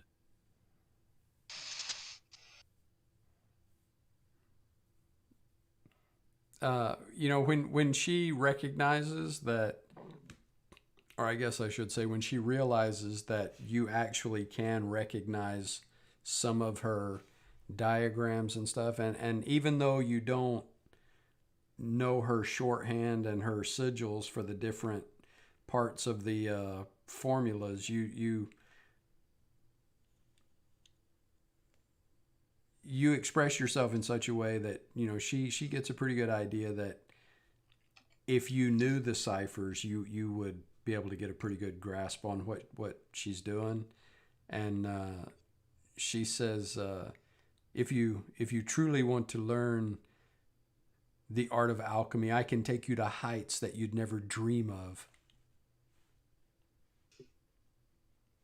Well, I'm always interested in learning. I just simply need to know what we're doing here. Why are you here? Are you a slave to Gillet the Gruesome? Are you in A his slave? employ? He appreciates my research and my accomplishments, and he gives me use of the alchemy furnace. And what is it that you get in return? Your accommodations in your chamber seem rather meager. Access to the alchemical furnace is reward enough. And what is your name? She says, I am Daneska Maskalov, master of alchemy beyond measure. Does that name ring a bell for... I mean, Meng will look around as if, hey, has anyone ever heard of this chick? Is she actually famous for alchemy? Do you want to make a history check? Or No, something? you've never, I mean, yeah, you can, but it doesn't matter what you roll. You've never heard of her. Okay. So I get the impression that she thinks that she's impressive, but she's not actually I famous. mean, the things that you've seen in here, when you made your check in her lab, it's ingenious level stuff. I mean, genius level stuff. So, I mean, if this stuff is hers, then she definitely does know what she's doing. Okay, but she's not well known, but that doesn't mean she's not smart. Okay. All right. Well, what is it that you wish of me in order to learn from what you have to offer? Well, first of all, send away these others. I'm sorry, that's not negotiable. We are here to deal with Gillard the Gruesome. I'm not here to tinker with you. What? You didn't even come here for my lab. You came here for you all here. I was just beginning to think you had some intelligence to you. You really are fools. Gellert, you come here for Gellert. All I know is that if I were defeated and tied up to a pipe, I would show more respect to the people. Oh, but you're being so amusing right now. Is the arcane scriptorium anywhere nearby, or is that further down? When you mention the arcane scriptorium, she glances over here and why can I not ping? She glances over here and then looks back and she says, if alchemy is your interest, then there's certainly nothing that would interest you in the scriptorium. Really? I would think that a massive library would be a great place to house a repository of knowledge. Massive library. Okay, yeah, go see. Go see what a massive library it is. Is it not? What is the arcane scriptorium? Is not a library. It was a library, one that would have rivaled even that of Zobek. All right. And what is it now? Burned, destroyed? Now it's mostly empty shelves. And what if Kagath Z? Is this person at the arcane scriptorium or elsewhere? Oh yeah, he's in there. Go see him. Let me get back to my work. We'll call, we'll say bygones be bygones. You guys go visit Kaga. I'm sure he would love to see you. I'm sure he's heard you by now with all of your ruckusing through here. And I'm sure he would love to see you. So yeah, go on through there and go check out the arcane scriptorium and let me get back to my work. You've been way beyond a distraction at this point, and I need to get back to work. One other question. I literally saved your life. You tried to kill me. Mm-hmm. And instead of doing so, I saved it. Well, thank you. I would like to get back to work now while you all go away. What is that invisible ooze creature that's guarding the hallway to the north? Oh, that's one of my creations, my pride and joy. You've probably was- heard of gelatinous cubes before, right? Well, maybe you haven't. That's the name. Being That's the being name. being Jasper says. novices that you are. Maybe you've never. Maybe you don't know what a gelatinous cube is. But I've created a dire gelatinous cube. All right. And what is that exactly? Ming tries to sound unimpressed. Try to get her to tell us more. Not only can it dissolve you, but it can break your brain while it does it. Yeah, I tried to do that, but was unable to with me. And how Did do we you- circumvent it? Did you hurt it? I don't know.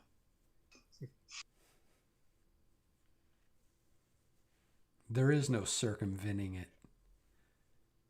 Is there no way past it? Can you not command it? Sure. I can command it. You want me to take you and show you? Can I make an insight check? Yeah. See if she's gonna betray us the moment that she can, or that this is a way for her to betray us. I know she's going to betray us. Yeah. Yeah. I mean, she'll. I mean, it almost seems like she wants to show off. Like showing you her baby pictures. Not her baby pictures of her babies. Yeah. Well, I don't think we're. And Meng turns to the rest of the group and kind of ignoring her, putting her gag back in. I don't think we are in any shape to go further at this point. Do any of you? I think we should probably. I have exhausted much of my magic. Indeed, as have I. Perhaps we should find a place to rest and then continue onward.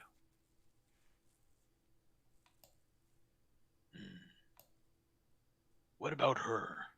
Meng takes her gag off. Where can we rest within this place without being molested?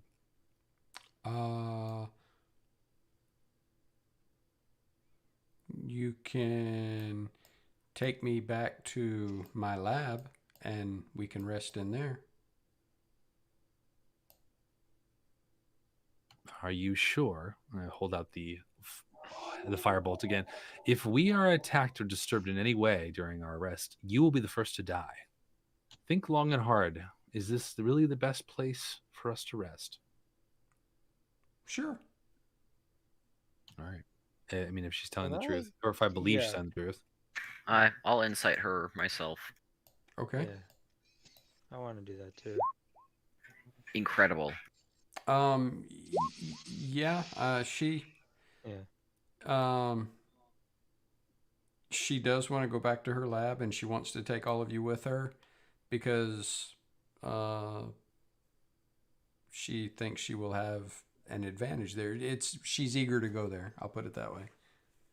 She's eager to go there for her own purposes. I say, if you betray us, I'm gonna have to pull out my interplanetary influx influencer, and I draw my sword. Interplanet? Okay. I don't know how that sword goes from planets, but all right. Just made up words. Meng's like, it's okay, Walt. That's just how she is. Yeah, let's take her. If everyone's okay with that, we'll put her gag back in, and she's hog-tied basically. So just take her off of the pipe that she's tied in, and then we will hog-tie her. Maybe Walt or Reika or anybody of the strong people here. Throw her over your shoulder. We'll take her to her lab. We'll lock all the doors. Maybe put stuff, bolt it shut, and we'll rotate the guard while watching the room and watching her. And I'll carry her and take a long rest if we can. Just always have somebody watching at all times. Okay, so you guys can make your way back over there.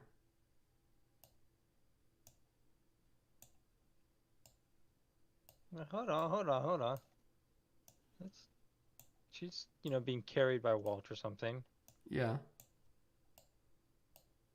Tag said. Yeah. That she wanted to carry her. Tag. Over here. Where do you want her? She can sleep on the floor, and then we'll take turns using the bed or what, something comfortable for you. She's tied up in the corner.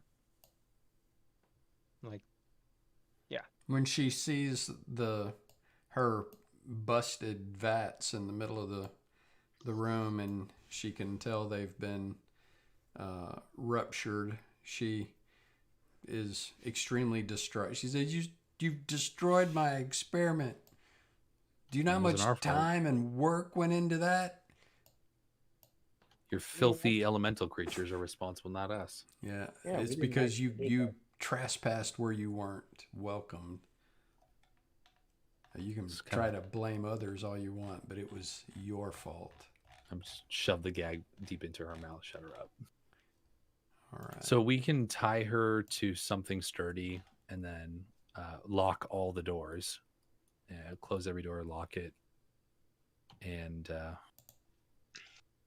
guess we'll rotate who's going to watch her in the room and take a long rest. Okay. So even though no matter which way the doors open or close, we should probably shove all the tables against the entrances. So it at least, worst case scenario, it'll impede anyone who tries to come in. That's what I said before when I was Exactly. mocked for doing that here. That's right. You just didn't say it the Meng way. So those doors that open inward or open outward, do they have handles on them? Yeah. Something we can say put a rope through? Yeah. Anyone got a chain? Just use regular rope if that's all we've got. So just, we reinforce them. We shove a chairs and doors up against them, tables. And we take a long rest. Or you try to. All right. And we are going to stop right there and pick up next week and find out whether or not you get your long rest. Oh. We're hoping to get the long rest during the week. All right. So we don't level up? No. No level up and no long rest? Oh no. That's just mean. He's a mean GM. Do we at least get 10 minutes to take a short rest or to take a rest and allow some temporary hit points to come back?